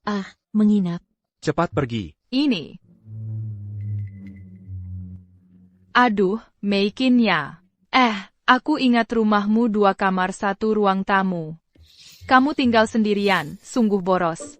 Kamu begitu baik hati dan murah hati. Lagi pula teman baik Yonggang. Pasti tidak keberatan Yongqiang tinggal di sana, kan? Pasti tidak keberatan kalau Yongqiang tinggal di sini kan? Hah? Aku cuma ngomong basa-basi, langsung minta lebih. Emangnya rumahku ini tempat penampungan? Mei Qin. Kok diam saja? Kan kamu dekat banget sama Yonggang. Sekarang adik kandungnya mau tidur di jalanan. Bantu sedikit saja, pasti bisa dong? Bibi. Rumahku lagi beres-beres. Berantakan sekali. Mei Qin, kamu kan anak yang baik dan paham. Sekarang Yongqiang nggak punya tempat tinggal. Kamu nggak tega lihat dia tidur di jalanan, kan?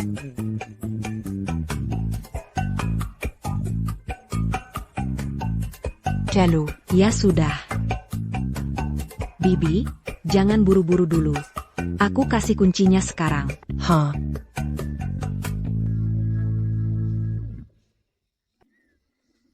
Mei Qin memang paling baik hati.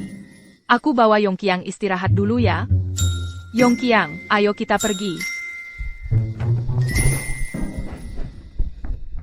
Bu.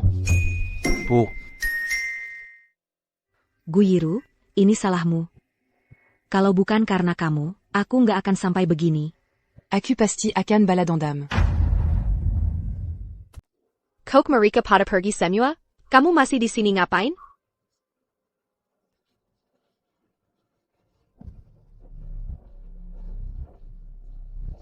Wakil Direktur Pabrik Zeng. Rumah keluarga Yiru ini, loh, memang bagus. Lokasinya dekat dengan pabrik, jadi sangat praktis berangkat dan pulang kerja. Kalau saja dari dulu sudah tahu, Wakil Direktur mau menyewa rumah. Seharusnya aku lebih membujuk Yiru. 80 yuan sebulan ini. Memang agak mahal. Yiru seharusnya kasih bapak diskon. Rumah ini punyamu? Sewanya berapa? Sepertinya itu bukan urusanmu.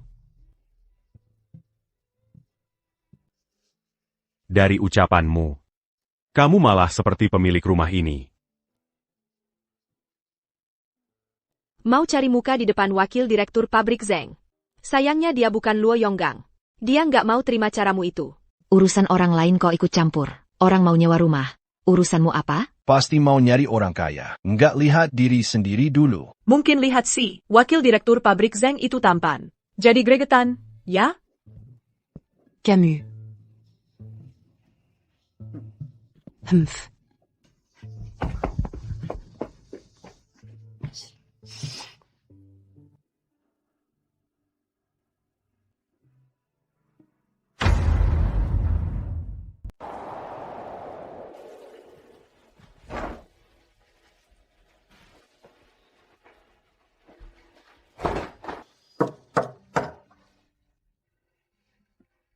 Wakil Direktur Zeng.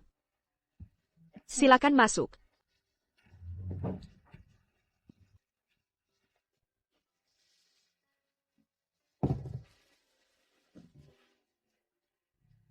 Kardus di ruang tamu, sudah saya pindahkan ke bawah atap. Biar tidak lembab.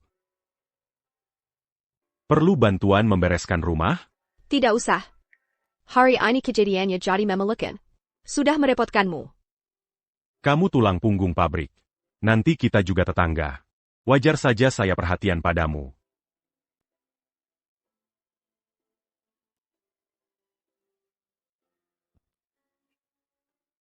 Tempat tidur ini dulu dibuat sendiri oleh ayahku.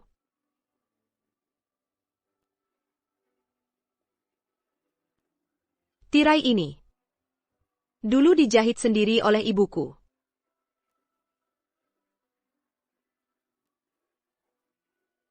Wakil Direktur Zeng. Dulu polisi bilang kasusnya kecelakaan, tapi aku selalu merasa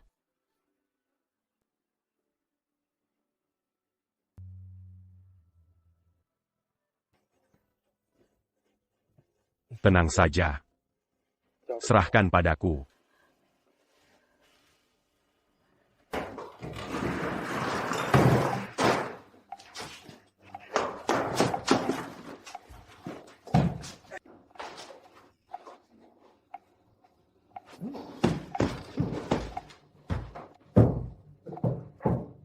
Sofa besar ini, 10 kali lebih bagus dari besi tua di pabrik kakakku. Memang Meikin yang paling bisa hidup. Perabatan ini jauh lebih mewah daripada punya keluarga gue.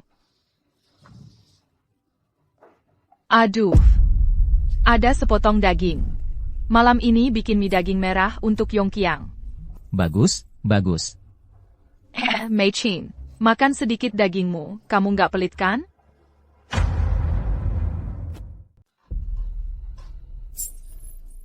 Tentu saja tidak.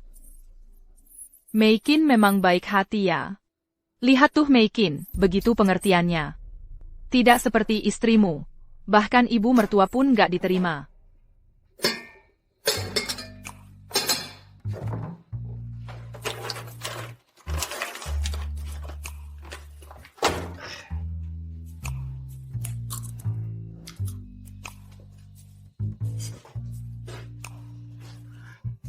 Yonggang, kamu nggak bisa beneran menjadikan tempatku ini penginapan gratis, kan?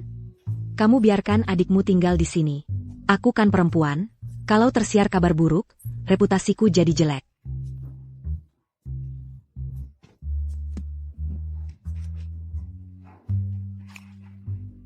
Kakak, tinggal di sini enak banget. Seharusnya dari dulu tinggal di sini.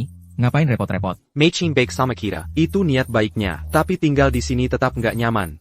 Kita kan punya tempat tinggal sendiri. Nggak nyaman. Guiru sama wakil direktur pabrik itu pasti saling suka. Wakil direktur itu melindunginya, sampai kayak melindungi biji matanya sendiri.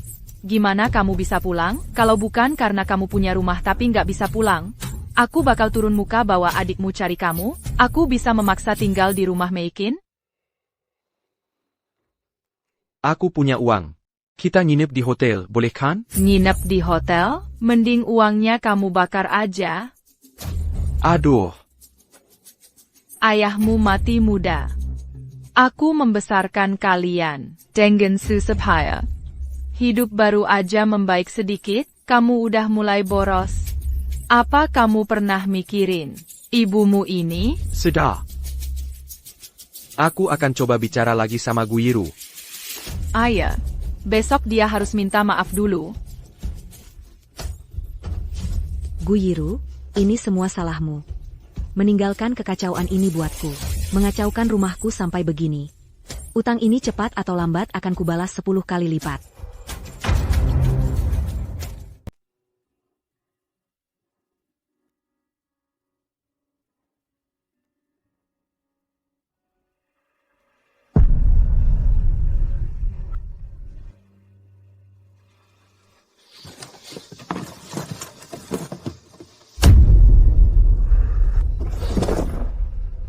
Guiru, kamu benar-benar nggak mau berubah pikiran, mau mengusir kami keluar?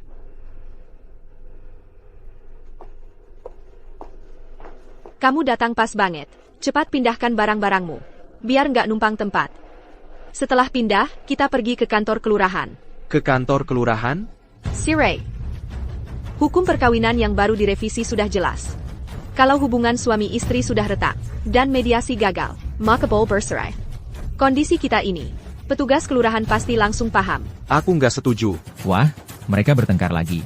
Ayo lihat, Guiru, kamu gila. Hidup enak-enak nggak mau, mau cerai apa? Ada apa ini? Cuma urusan keluarganya yang ribut. Ada masalah apa? Datangnya pas. Hari ini, mau nggak mau kamu harus cerai. Semua kesalahan yang kuderita selama ini, harusnya juga dinilai sama tetangga-tetangga. Luo Yonggang, kamu anggap aku bodoh? Apa-apa nggak tahu? Luo Yonggang, lu pikir gue bodoh? Nggak tahu apa-apa? Waktu itu kalian berdua berbuat mesum di dalam rumah. Bilangnya mau siapin kejutan ulang tahun buat gue. Tapi kalung itu, bukan buat gue kan?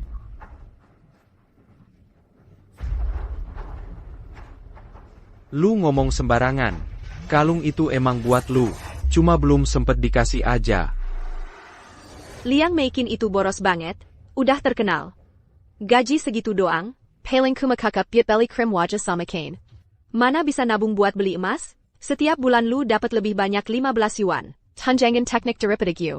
Tapi selalu bilang kinerja pabrik jelek gak dibayar full. Malah dikasih ke dia. Gue kasih duit ke Meikin. Iya. Wait, Piut Sur Jia Bantiki Belain Benang Wool Piut Lu. Siapa tahu lu selalu bilang warnanya gak suka, jadi ya duitnya tetap disimpan sama dia. Oh ya? Terus gelang emas di tangannya itu, berani bilang bukan lu yang beli? Master Zhong dari toko emas di department store kenal gue. Berani gak kita tanya dia sekarang? Bulan lalu, siapa yang bawa sireng? Cewek pakai gaun bunga-bunga buat pilih perhiasan? Ketahuan deh. Lu fitnah, you. Itu gue beliin buat emak gue, Meichin. Meikin cuma bantu milih aja. Emak gue udah susah payah seumur hidup, bawa perhiasan emas dikit kenapa? Lagi-lagi cuma bisa cari alasan. Liu Yonggang, kita udah nikah hampir setahun. Lu gak pernah kasih duit belanja 1 sen pun. Itu udah gue biarin. Gue udah gak punya orang tua. Nganggep lu satu-satunya sandaran.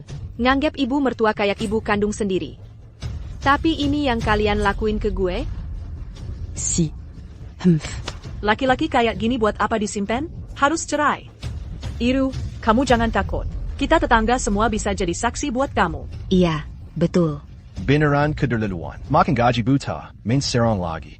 Siapa yang ten? Minggir. Meichin yang papa ibu. Kelihatannya kayak ibu mertua dan menantu yang beneran. Cepetan cerai, biar kalian berdua bisa lengkap. Tidak, aku sama sekali tidak setuju. Paling aku serkin gajiku. Semuanya untuk kamu jaga. Kamu ngomong apa sih yang gak karuan? Laki-laki ini yang jadi kepala keluarga. Gimana bisa gaji diserahkan ke perempuan untuk urus? Kalau ini tersebar, nggak akan ditertawakan sampai gigi copot sama tetangga? Keluarga Luo kita. Nanti gimana bisa angkat kepala ketemu orang? Gaji ini semua diberikan ke dia. Nanti dia bakal berbuat semaunya. Ini uang untuk adikmu nikah. Uang hidupku dari mana? Masa kamu mau aku kelaparan?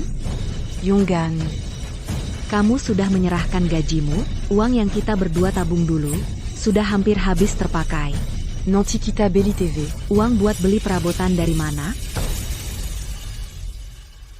Meichin, ini cuma siasat sementara, tenangkan dia dulu. Perceraian ini, sama sekali tidak boleh. Penilaian jabatan sebentar lagi tidak mungkin. Di saat genting ini bercerai, pabrik pasti akan mencopotku. Lajur pila. Rumahnya belum aku dapatkan.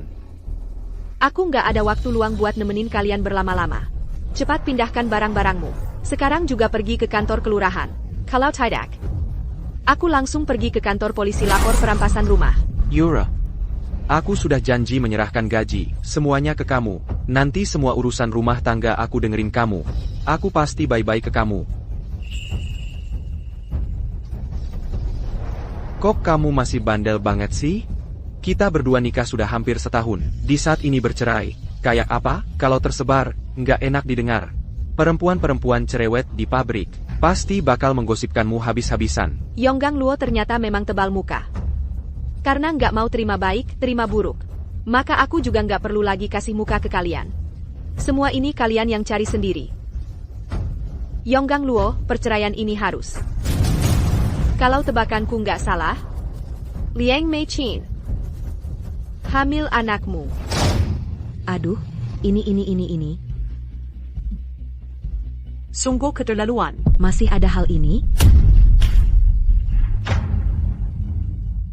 Cewek ini. Iya, betul. Kamu. Apa yang kamu omong? Ini. Tidak ada hal seperti itu. Bagaimana mungkin? Bahkan aku saja baru bangun pagi ini, merasa mual dan ingin muntah. Baru curiga kalau aku hamil. Bahkan Kak Yonggang belum sempat kuberitahu. Bagaimana mungkin Guyiru tahu? Masa dia bisa meramal masa depan? Tidak mungkin. Di kehidupan sebelumnya, kalian diam-diam melahirkan anak haram. Hitung saja harinya. Bukankah ini saatnya hamil? Kamu untuk bercerai denganku. Sengaja membuat kebohongan seperti ini. Untuk memfitnah Meichin. Kamu masih punya hati nurani tidak? Jika kata-kata ini tersebar, dia seorang perempuan, bagaimana bisa hidup nanti? Apa yang kukatakan benar atau tidak? Pergi ke rumah sakit periksa saja, pasti tahu. Barony tidak? Meichin, kamu benar-benar hamil?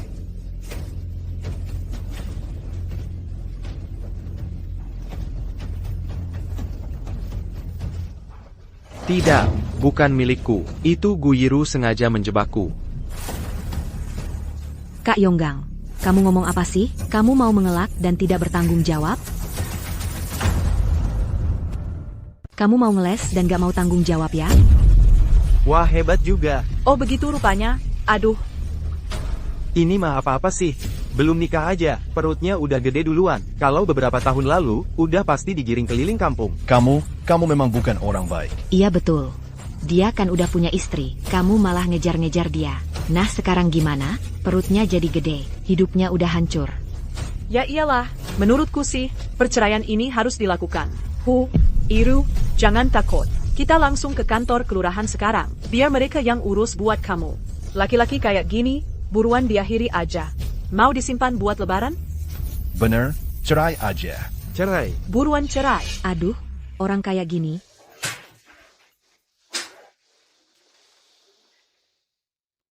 Saya Kepala Chen dari kantor kelurahan. Sore ini saya turun ke wilayah ini untuk kunjungan. Kebetulan ketemu Wakil Direktur Zeng. Dia bilang ada perselisihan keluarga di sini, yang menyangkut masalah perceraian. Jadi saya mampir untuk lihat. Bisa bantu urus atau tidak? Terima kasih atas kerja kerasnya, Pak Chen. Masalah di sini memang perlu dimediasi dengan baik. Saudari Guyiru adalah tulang punggung pabrik kami. Kalau ada perselisihan keluarga seperti ini, akan mempengaruhi pekerjaannya juga. Luo Yonggang. Guyiru, ya. Berdasarkan pasal 25 bab 3 hukum perkawinan, jika hubungan suami istri sudah retak, dan mediasi tidak berhasil, maka perceraian diizinkan. Dari laporan para tetangga tadi, dan informasi dari Wakil Direktur Zeng, masalah kalian ini, gak perlu dimediasi, langsung urus berkasnya saja.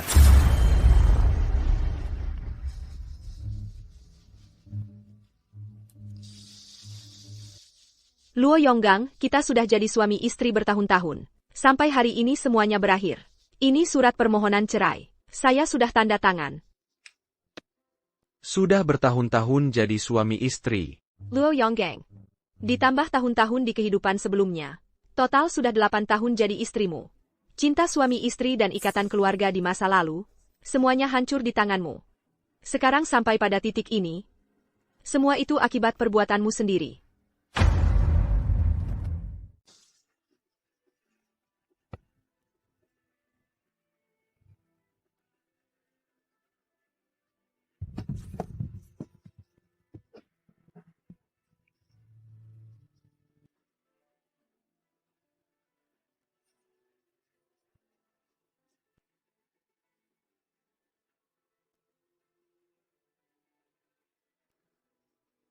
Akhirnya selesai.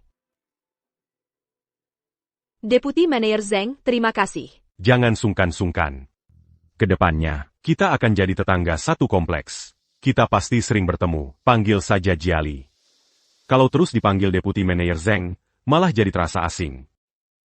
Kalau di pabrik, aku tetap akan memanggilmu Deputi Manajer Zeng. Tapi di luar, aku akan memanggilmu Saudara Jiali. Ucapan terima kasih ini harus kukatakan. Kamu selalu muncul di saat-saat yang paling kritis. Membantuku keluar dari kesulitan. Mereka yang cari masalah sendiri. Kalau bukan karena Luo Yonggang selingkuh saat masih menikah. Dan seluruh keluarganya serakah akan rumah itu. Mereka tidak akan sampai seperti ini. Oh ya. Bagaimana kamu tahu Liang Meikin hamil? Mereka sudah diam-diam berselingkuh lama sekali di belakangku. Wajar saja kalau akhirnya terjadi hal seperti ini. Jadi kamu cuma menebak? Bisa dibilang begitu. Kamu masih ingat, aku pernah bilang padamu kalau aku bermimpi? Di dalam mimpi itu, aku dan Luo Yonggang mengadopsi seorang anak. Aku memperlakukannya seperti anak kandung sendiri. Tapi kemudian baru ketahuan, dia ternyata anak haram Luo Yonggang dan Liang Meikin. Sudahlah, jangan bahas hal-hal yang tidak menyenangkan ini. Aku sudah bercerai. Ini adalah kabar gembira. Di sudut jalan depan ada restoran Hongmian yang baru buka. Aku traktir kamu makan ya. Anggap saja merayakan kebebasanku yang kembali. Baik.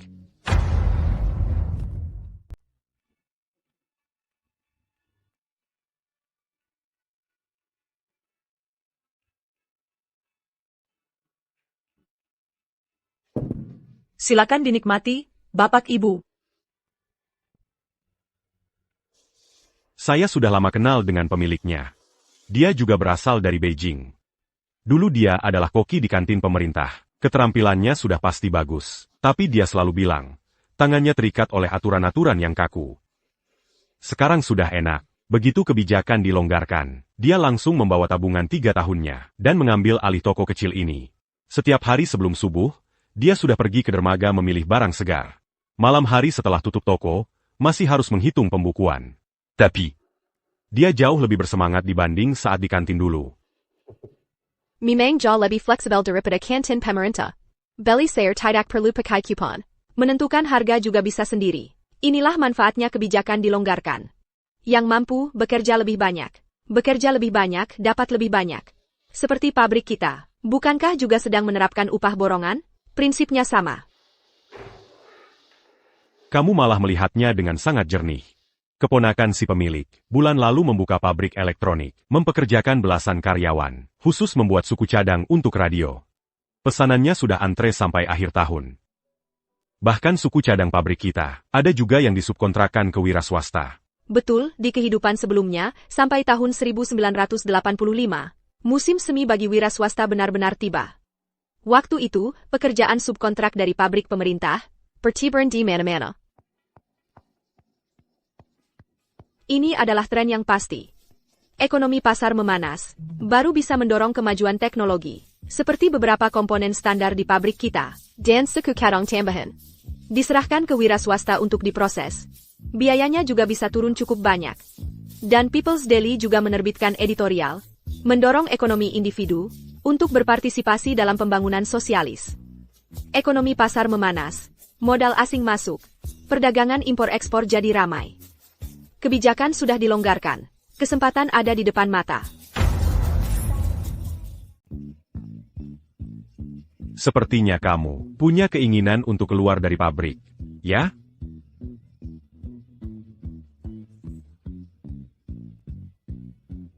Apa kamu merasa pemikiranku ini gila? Soalnya, pekerjaan tetap di pabrik negara. Siapa yang gak mau? Di kehidupan sebelumnya, aku pernah ngomongin ide ini sama Luo Yonggang. Waktu itu dia langsung memarahiku, bilang aku nggak tahu diri. Pekerjaan tetap di pabrik nggak diambil. Keluarga juga menunjuk hidungku, bilang aku sudah gila. Tapi sekarang baru tahun 1983. Wajar kalau merasa ide ini gila. Enggak. Jadi kamu juga mendukung idenya, kan? Di zaman sekarang ini, banyak orang yang kurang bukan kemampuan teknisnya. Tapi saat menghadapi peluang, Wawazan, Keberanian, dan Ketegazan. Kebijakan semua maju ke depan. Pikiran kita nggak bisa terus diam di tempat, kan? Lakukan saja dengan berani.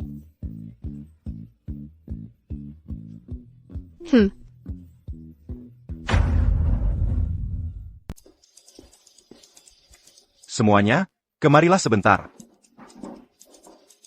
Baru saja dapat pemberitahuan dari atasan. Ada sejumlah peralatan impor dari Uni Soviet. Sangat butuh penerjemah bahasa Rusia. Kepala pabrik, saya bisa. Bahasa Rusia adalah keahlian saya. Tolomberry, c'est qu'ils ont patent.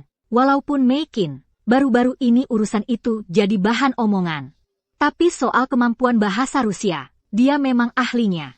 Ah, sudahlah. Siapa yang nggak tahu skandalnya? Pikirannya cuma soal pria melulu. Mana ada tenaga buat nerjemahin? Kalau salah terjemah dan bikin masalah, siapa yang mau tanggung jawab? Kepala pabrik, masalah yang dulu, saya sudah dapat hukuman catatan pelanggaran berat. Gaji juga sudah dipotong. Kali ini saya ingin tunjukkan kinerja yang baik. Membuktikan saya masih bisa berkontribusi untuk pabrik. Meikin, bukan saya nggak mau kasih kesempatan. Urusanmu hamil duluan sebelum menikah ini. Sekarang sudah jadi perbincangan. Seluruh pabrik sudah tahu. Kalau atasan nanya nanti, sulit dijelaskan. Lagi pula, tugas ini mendesak. Harus lembur tiap hari. Kondisi tubuhmu nggak kuat. Yiru, saya dengar bahasa Rusiamu bagus. Sebagai wakil kepala departemen penerjemahan, tugas yang mulia ini, saya serahkan padamu. Terima kasih, kepala pabrik. Saya pasti selesaikan dengan kualitas terjamin.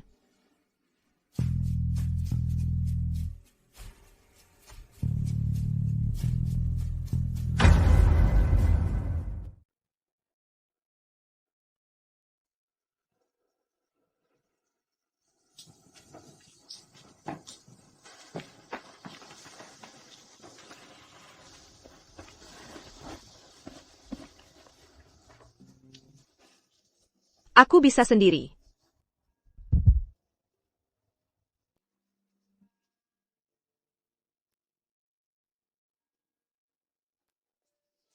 Lihat dirimu, badanmu setengah basah. Cepat masuk, mandi dan ganti baju. Aku akan masak. Lagi pula aku sendirian, makan malam kita bareng saja. Kamu mandi dulu. Jangan sampai masuk angin. Makan malam aku Yong Mazak. Kebetulan kamu bisa coba masakanku. Kamu bisa masak? Kenapa? Tidak apa-apa. Cuma tiba-tiba teringat. Sejak orang tua meninggal, sudah lama sekali tidak ada orang yang khusus masak untukku. Beberapa tahun pertama menikah dengan Luo Yonggang, setiap hari aku selalu sibuk di dapur, memasak untuk seluruh keluarga. Aku sudah lupa. Rasanya diperhatikan seperti apa. Kalau begitu, nanti aku sering masak untukmu. Aku masuk dulu ganti baju kering. Kamu juga cepat ganti baju yang kering. Nanti benar-benar masuk angin.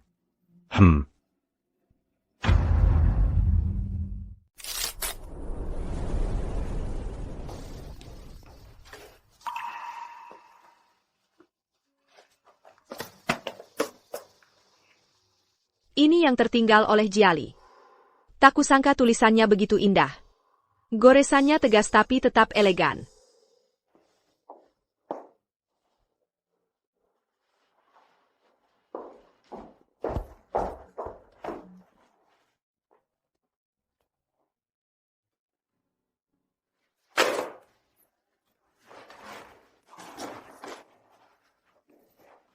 Aku duluan ya.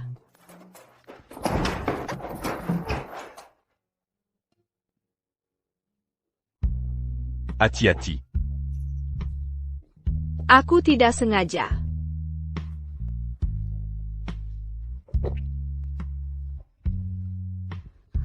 Bahkan kalau sengaja juga tidak apa-apa.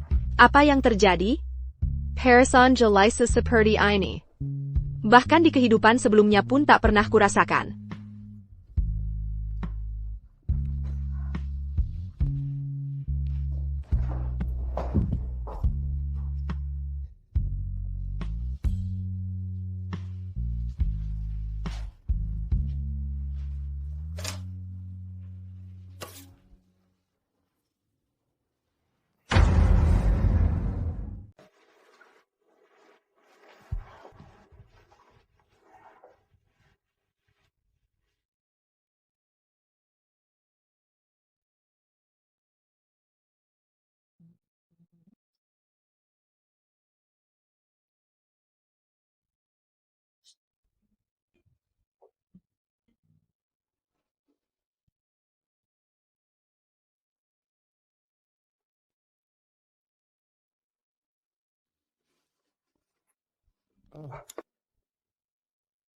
Coba cicipi ini.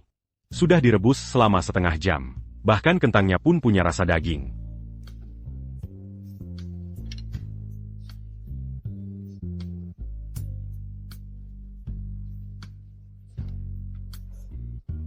Tak kusangka wakil direktur pabrik Zeng ternyata punya bakat tersembunyi. Kalau suka. L'incali a cubuat quand l'agit. Oke, baiklah. Oh iya. Direktur. Tugas menerjemahkan dokumen peralatan dari Uni Soviet diserahkan padamu. Iya, baru dapat pemberitahuan pagi tadi. Hari Senin depan, draft pertama harus sudah dikumpulkan.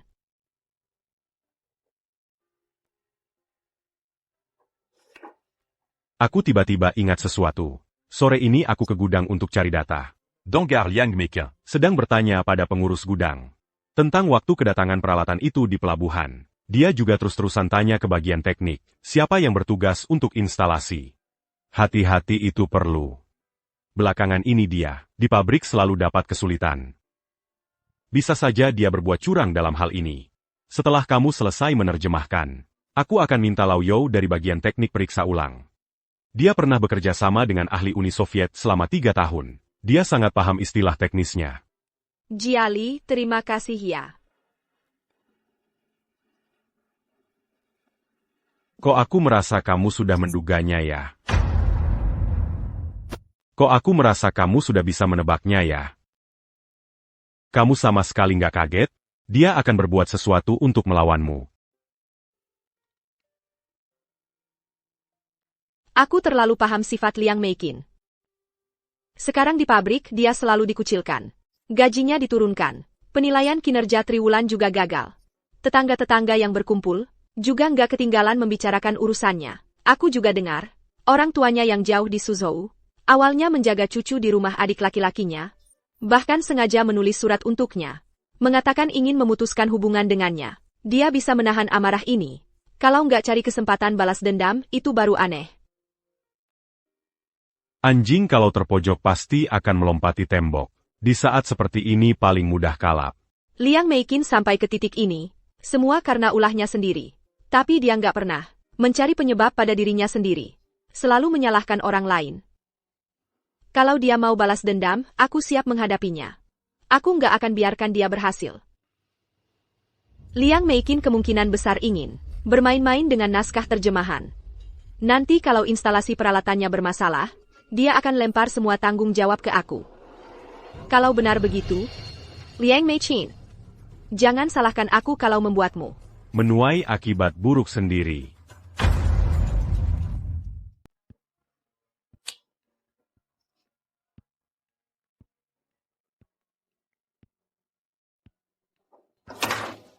Setiap hari putar lagu jelek ini, bikin kesal.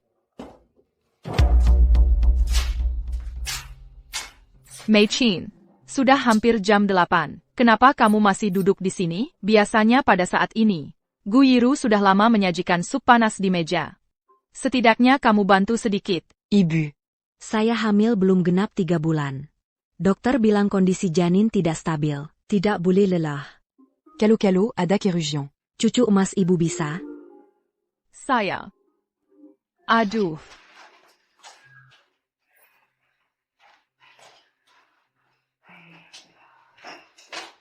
Kak, malam ini makan apa?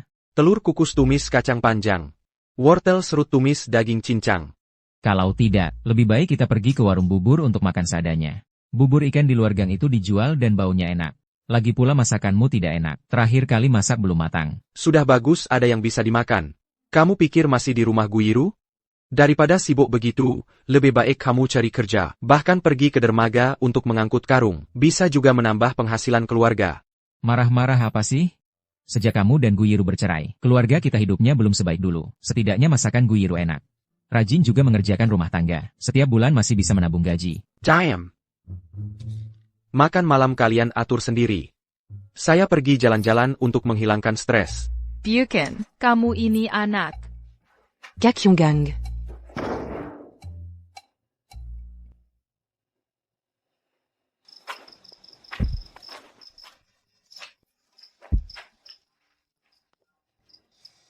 Kenapa sampai ke sini?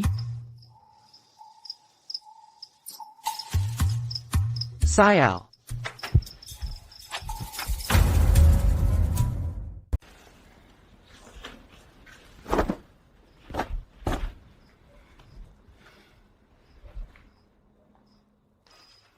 Lihat. Bintang-bintang sudah muncul semua. Pasti besok cuacanya cerah. Di kehidupan sebelumnya, setiap hari aku sibuk mengurus keluarga Luo. Ditekan oleh berbagai urusan besar kecil sampai sesak napas. Sama sekali tidak ada waktu luang untuk menengok dan menikmati pemandangan malam. Ternyata langit berbintang di atas kepala begitu indahnya. Aku sudah melewatkan terlalu banyak pemandangan yang bagus.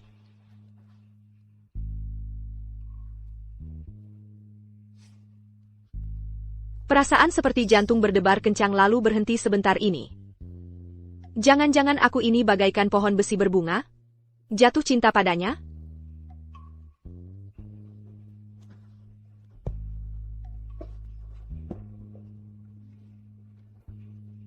Tadi sedang memikirkan apa? Tidak ada apa. Sedang memikirkan beberapa hal. Hal apa? Aku punya beberapa dugaan. Mungkin terdengar agak aneh. Katakan saja, aku dengarkan. Kebijakan beberapa tahun terakhir ini semakin panas. Tahun depan otonomi perusahaan akan diperluas lebih lanjut. Mengizinkan pabrik negara untuk melakukan kerja sama horizontal. Komponen roda gigi jam tangan pabrik kita. Siapa tahu, bisa dijual ke pabrik milik perorangan di daerah Shenzhen sana. Bahkan perakitan mesin perkakas presisi. Siapa tahu ya, akan ada perusahaan desa yang mengambil subkontrak. Memang ada tren seperti itu. Sekarang ini banyak perusahaan swasta sedang menanyakan standar komponen mesin bubut. Aku juga menduga 6-7 tahun lagi, perdagangan kompensasi pabrik kita bisa sampai ke banyak tempat di Eropa. Tidak perlu hanya mengandalkan kerjasama dengan Prancis saja. Beberapa teknologi bahkan bisa diekspor balik.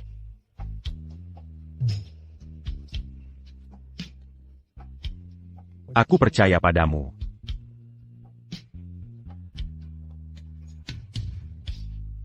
Jiali, apa kamu juga pernah berpikir untuk meninggalkan pabrik ini?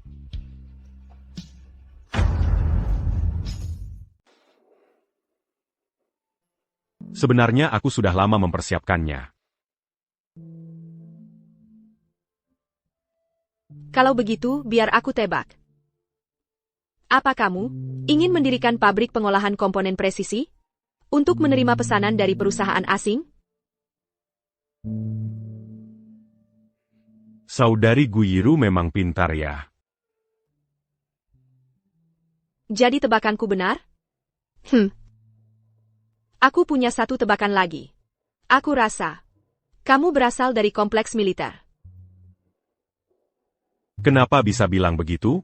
Kepala pabrik selalu sangat sopan setiap ketemu kamu. Waktu kemarin pihak militer datang inspeksi mesin perkakas presisi. Kepala Wang dari kantor kelurahan bahkan menemani kamu secara pribadi. Lalu ada jam tanganmu ini. Nomor yang terukir di balik dial, sepertinya model khusus dari pabrik militer. Mata yang tajam. Jadi tebakanku benar? Kakekku adalah perwira staf lama di Angkatan Darat Timur Laut. Ayahku menjadi penasihat teknis di Departemen Perlengkapan Umum. Bisa dibilang berpangkat mayor jenderal. Saat berusia 17 tahun, aku belajar mesin presisi di Prancis. Saat lulus, langsung ditempatkan di pabrik. Tapi kemudian aku lihat, reformasi dan keterbukaan di selatan berkembang pesat. Jadi aku berpikir, membawa keahlianku untuk mencoba di tingkat akar rumput. L'Agipula. Presisi mesin bubut pabrik kita, termasuk yang terbaik se-Indonesia. Di sini, kemampuanku bisa digunakan secara nyata. Ternyata wakil kepala pabrik kita, Zeng, memiliki pandangan yang luas. Tidak pernah terikat oleh status. Kebijakan semakin fleksibel. Kesempatan semakin banyak. Jadi, Dunia Luar. Mau jelajahi bersamaku?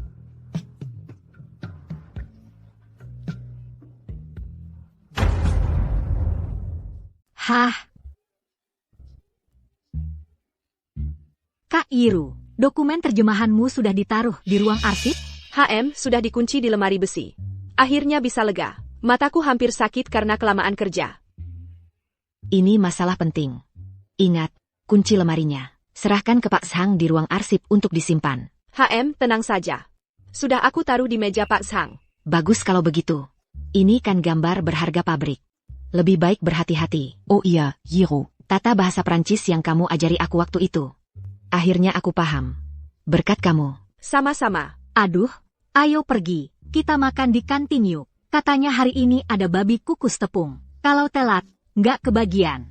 Lagi pula Kak Iru akhir-akhir ini capek banget. Kita makan banyak-banyak buat pulihkan tenaga. Ayo. Oke. Baik, yuk pergi bareng. Oh. Telur tumis kacang mete enak banget. Iya, aku juga setuju. Kita makan banyak-banyak. Iya. Dulu orang-orang ini selalu mengelilingiku. Memujiku sebagai bunga departemen terjemahan. C'est 40 des génies. Semuanya menjilat Guyiru. Cuma naik jabatan jadi wakil kepala saja. Apa hebatnya? Tunggu saja. Aku pasti buat kamu nggak bisa ketawa lagi.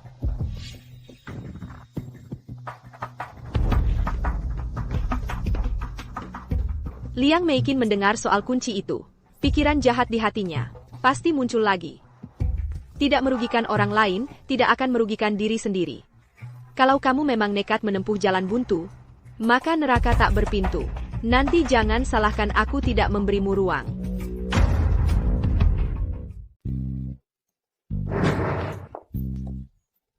Iru. Tante Zhao pulang kerja ya? Iru.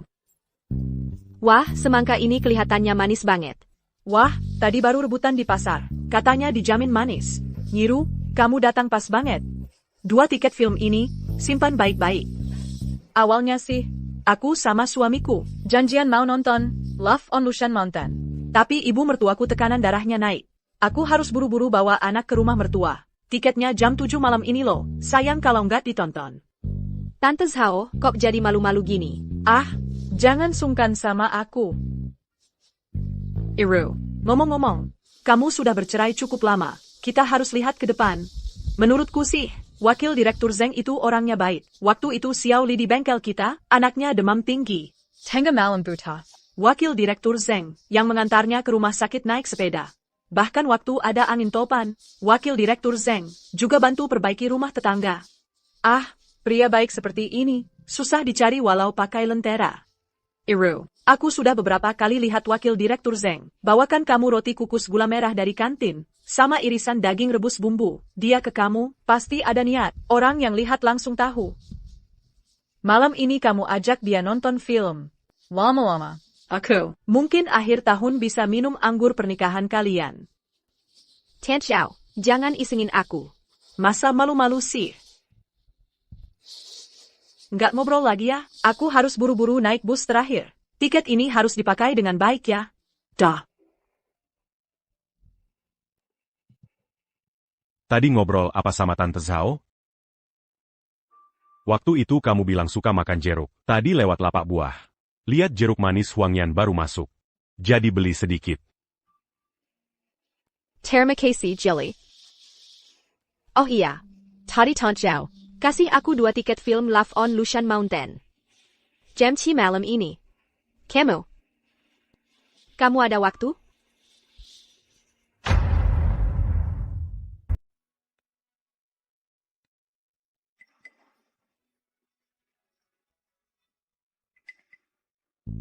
Sampai. Jelly, aku mau bicara sesuatu denganmu.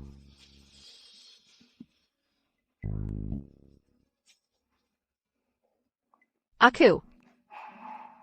Biar aku yang duluan. Aku ini laki-laki. Harusnya aku yang lebih dulu. Aku suka kamu.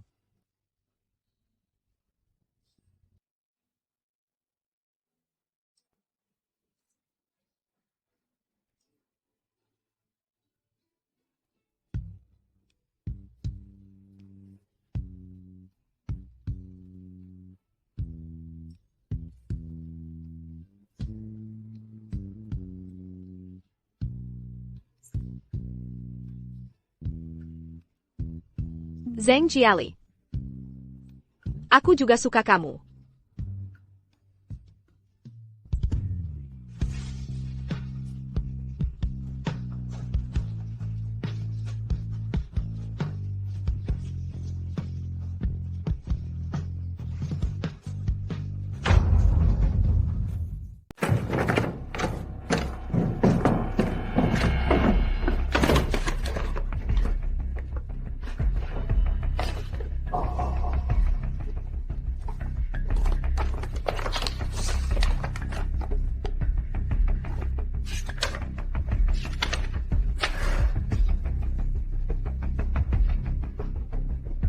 Nilai ini sudah aku selidiki sebelumnya. Cuma selisih 10 derajat saja. Mesin bubutnya bisa rusak total. Gu Iru. Nantikamu bukan kumakena ukuman. Tapi langsung dipecat. Ini semua gara-gara ulahmu sendiri.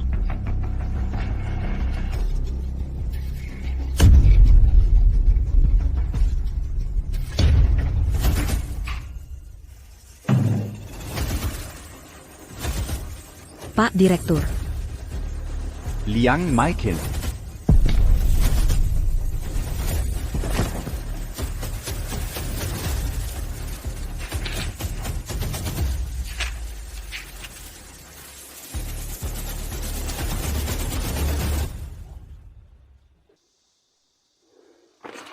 Yang Maikin. Kamu keterlaluan. Naskah terjemahan orang lain kamu puri buat Karimuka. Sekarang berani-beraninya memalsukan parameter penting. Berdasarkan peraturan disiplin pabrik, ini harus dikirim ke kamp kerja paksa. Pak Direktur, aku benar-benar tahu salah. Aku cuma sesaat dibutakan oleh keserakahan. Aku benar-benar tidak sengaja. Aku mohon, maafkan aku kali ini. Mulai hari ini, jabatanmu sebagai penerjemah dicabut. Turun ke bengkel sebagai magang. Catat pelanggaran berat di arsip pribadi. Dan juga, bonus tahunanmu dibatalkan. Tulis lagi laporan pemeriksaan 5000 kata untukku. Tempel di papan pengumuman pabrik. Aku mau semua karyawan pabrik mengambil pelajaran dari ini.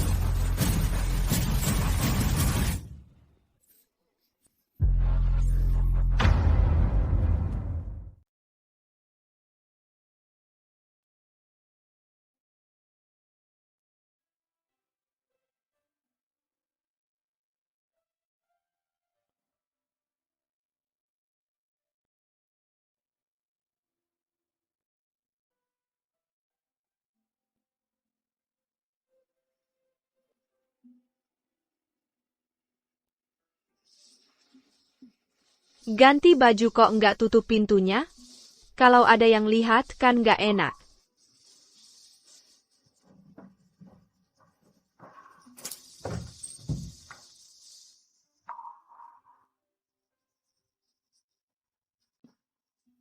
Bekla, soda ragu. Tu m'as bu à Camulia.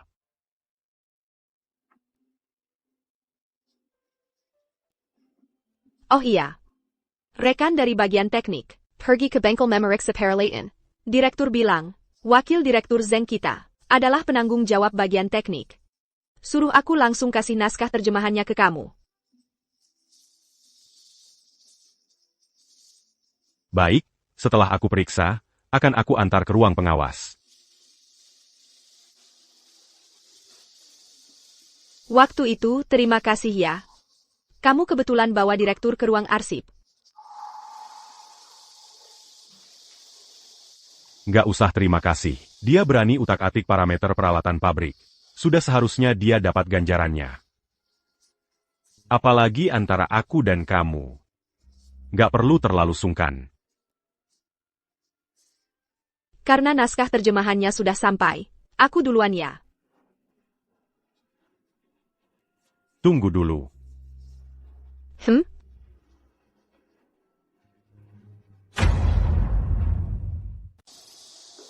Tunggu dulu.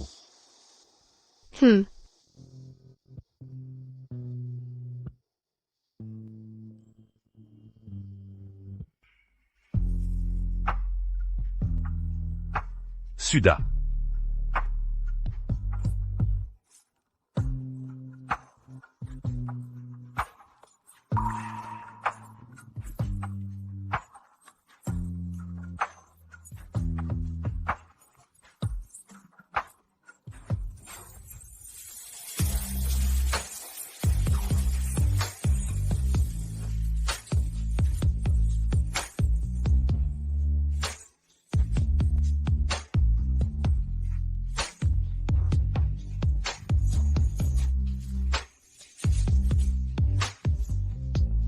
Aku benar-benar harus pergi sekarang.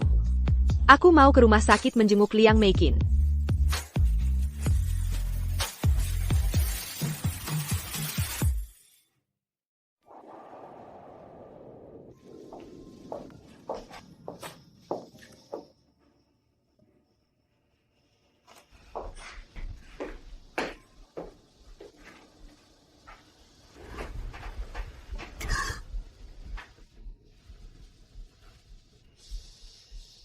Kamu datang untuk menertawakanku, ya?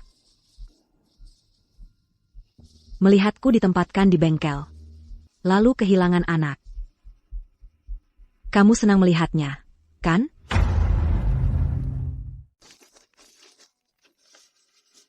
Aku tidak bermaksud mengejekmu. Anakmu. Sebenarnya apa yang terjadi? Keluarganya benar-benar seperti vampir. Aku akan mengusir mereka dari rumahku. Lalu Luo Yonggang langsung menyerangku. Anak yang kuadopsi di kehidupan sebelumnya, meskipun dia anak haram mereka. Tapi kuajari dia jadi anak yang baik dan berbakti. Dia satu-satunya yang baik padaku saat itu. Liang Meikin pantas menerima hukumannya.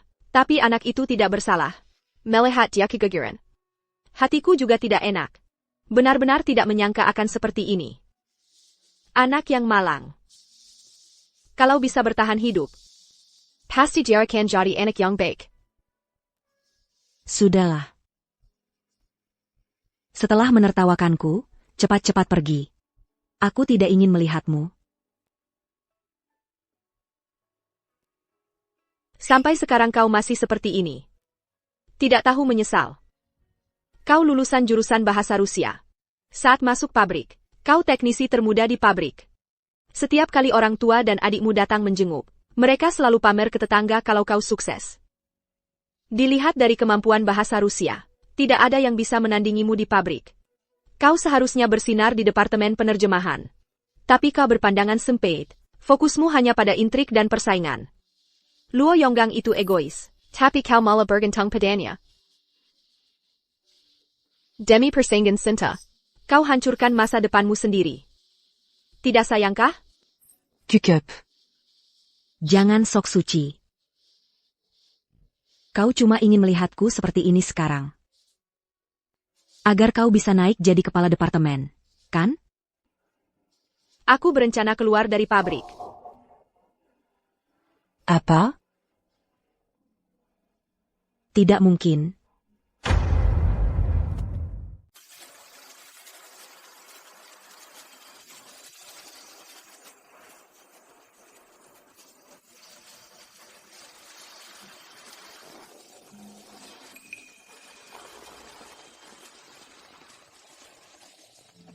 Khawatir kamu tidak nyaman setelah bertemu Liang Meikin. Setelah berpikir, lebih baik aku menjemputmu, baru aku tenang. Terima kasih, Jelly. Oh ya. Tentang orang tuamu yang tenggelam. Sudah ada sedikit petunjuk. Dulu, Luo Yonggang. Saat pergi ke orang tuamu untuk melamar. Diusir oleh ayahmu dengan dayung. Ketika Luo Yonggang pergi, Melia Talikapal Noleyan auront tu amu. Sudah longgar setengah. Dia tidak hanya tidak mengingatkan, malah memanfaatkan ketidakhadiran orang tuamu untuk melonggarkannya lagi.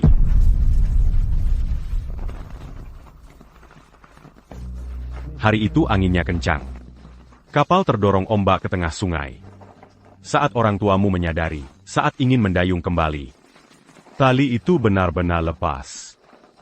Dayungnya jatuh ke air dan tidak terikat dengan baik. Saat itu, Luo Yonggang, Bersambuni dit se macalan dit épisingué. Hanya melihat kapal terbalik. Dari awal sampai akhir tidak bersuara sama sekali.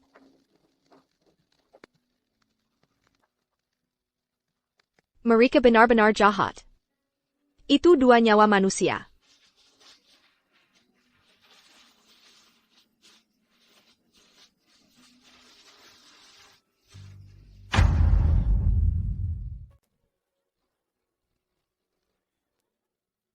Tapi untungnya Sekretaris Lin punya petunjuk baru. Pak Chen, penjaga bebek waktu itu, ada di seberang sungai. Menyaksikan seluruh prosesnya dengan mata kepala sendiri. Sayangnya, dia kemudian ikut anaknya ke Korps Konstruksi Xinjiang. Keponakannya bilang, sejak musim dingin tahun lalu sudah putus kontak. Tapi aku punya teman sekelas lama. Sekarang ada di Korps Konstruksi Xinjiang. Aku sudah kirim surat memberitahunya. Minta tolong dia Kari. Pasti ada kabar baik. Terima kasih, Jelly.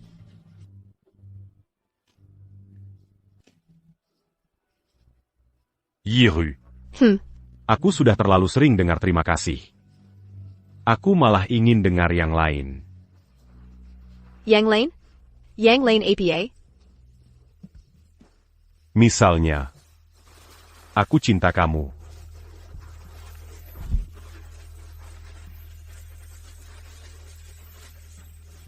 Gu Iru.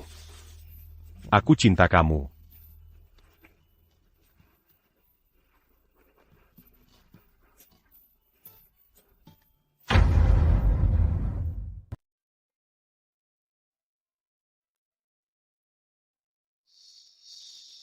Aku sudah mengajukan pengunduran diri.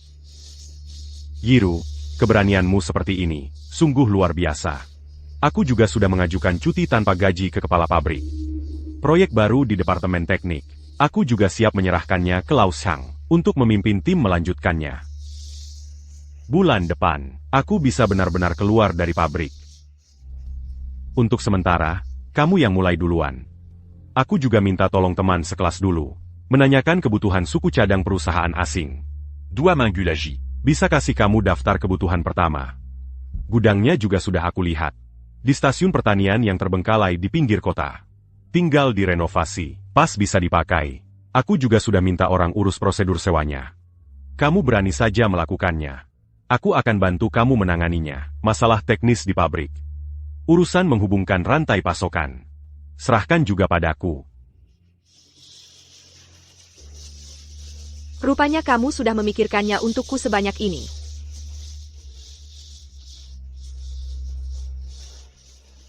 Yiru, aku tahu kemampuanmu. Dan pernah melihatmu bersinar. Jalan ke depannya. Aku akan berdiri di belakangmu. Melihatmu berjalan maju dengan kepala tegak. Menuju masa depan yang paling kamu inginkan. Denganmu di sisiku, aku lebih percaya diri.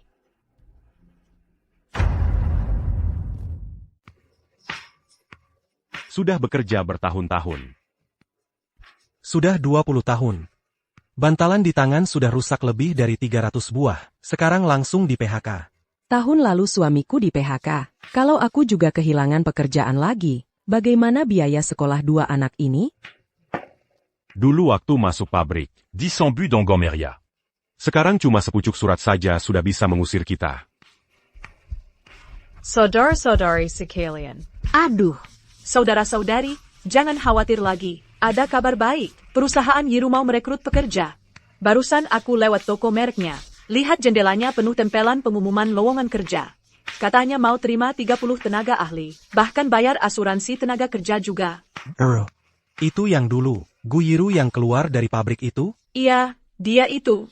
Perusahaan Yiru namanya Yihe. Katanya, dua kali hari ini. Diambil dari arti, harmonis dan bersatu padu. Tahu kita semua sedang susah. Sengaja menyediakan pabrik baru. Biar bisa menolong kita rekan lama. Biar kita bisa melewati masa sulit ini bersama. Benar-benar tidak menyangka. Ayo kita lihat, mungkin masih sempat isi formulir. Ayo.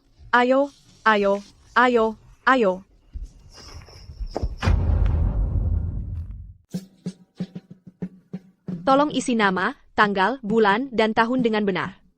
Ayo lihat, semua. Ini perusahaan Yiru kita. Ada 3 pabrik, 2 toko merek di kota. Di kota besar juga ada 1, katanya. Part yang dikirim ke Prancis bulan lalu, bill of ladingnya saja setebal setengah kaki. Pesanan dari Eropa, sampai sekarang masih menumpuk di kantor pos. Yiru, sungguh berkat kamu. Kalau tidak, kedua tanganku ini mungkin cuma bisa bongkar kubis di pasar, buat bantu orang. Bapak Yao, jangan sungkan. Ini gelombang reformasi dan keterbukaan yang mendorong kita maju. Yiru, kamu memang baik hati. Bahkan bayar asuransi tenaga kerja untuk kita. Sudah seharusnya. Mari kita bersatu dan bekerja sama. Menyelesaikan pekerjaan dengan baik. Sudah jam 4:30. Jiali harus jemput Nian-Nian pulang sekolah. Aku saja yang pergi, kamu tunggu di sini. Malam ini kita tidak masak. Kita ajak Nian-Nian makan di restoran Hong Mian. Pemiliknya menyuruh orang menyampaikan kabar. Dia dapat cucu laki-laki yang gemuk. Kita ikut merasakan kebahagiaannya. Baiklah. Kamu bilang ke Nian-Nian, suruh dia tunggu ibu dengan baik. Baik.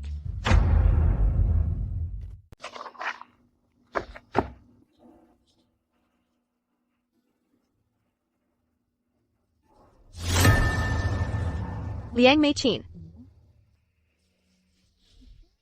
Aku kepala Departemen Penerjemahan. Anakku sudah bisa menghafal puisi Tang. Meichin, Pulanglah. Rumah kita sudah ditata rapi. Aku tidak mau pulang. Aku mau tinggal di rumah mewah. Aku kepala Departemen Penerjemahan. Aku masih harus pergi rapat. Aku harus menjemput anakku. Pulang sekolah. Aku kepala Departemen Penerjemahan. Anakku sudah bisa menghafal puisi Tang. Ayo kita pulang. Nak, ayo cepat pulang. Aku dari Departemen Penerjemahan. Aku kepala Departemen Penerjemahan. Ini orang tua Liang Meikin. Datang dari kampung halaman di Suzhou. Dulu orang tuanya bersikeras memutuskan hubungan dengannya. Melihat anak perempuannya jadi begini, akhirnya tidak tega juga. Entah kenapa Liang Meikin ini jadi gila. Katanya kena gangguan delusi. Setiap hari ngomong sendiri kalau dia jadi kepala departemen. Punya anak laki-laki gemuk, tinggal di rumah yang ada pekarangannya. Keluarga Luo Yonggang lebih paralagi. Luo Yonggang itu masuk penjara. Kamu tahu? Pernah dengar sedikit. Hari orang tuamu tenggelam dulu. Aku benar-benar cuma kebetulan lewat. Dulu kami menyerahkan buktinya ke kejaksaan. Membuktikan dia bersalah melakukan pembunuhan berencana. Sekarang dipikir-pikir masih ngeri juga. Orang yang tidur satu ranjang ternyata pembunuh orang tuamu. Setelah dia masuk penjara, ibunya ikut anak bungsunya ke kota lain. Anak bungsunya entah kerja di pabrik ilegal apa. Musim dingin tahun lalu hilang tanpa kabar. Katanya nenek itu, sekarang masih mengais sisa sayuran untuk bertahan hidup. Kadang masih mengemis di pinggir jalan.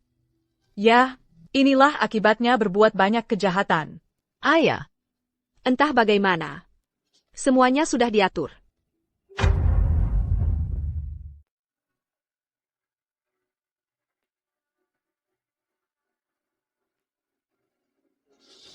Lihat, dia sedang makan.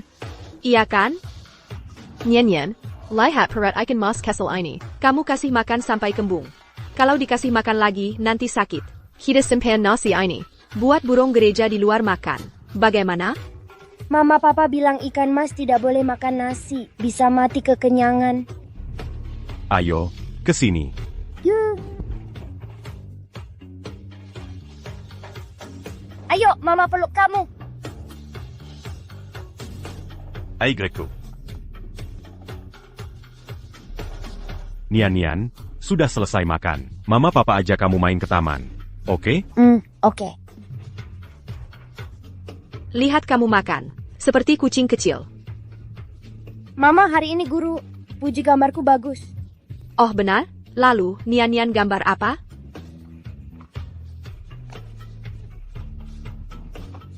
Gambar mama, papa, dan Nian. Aku lihat.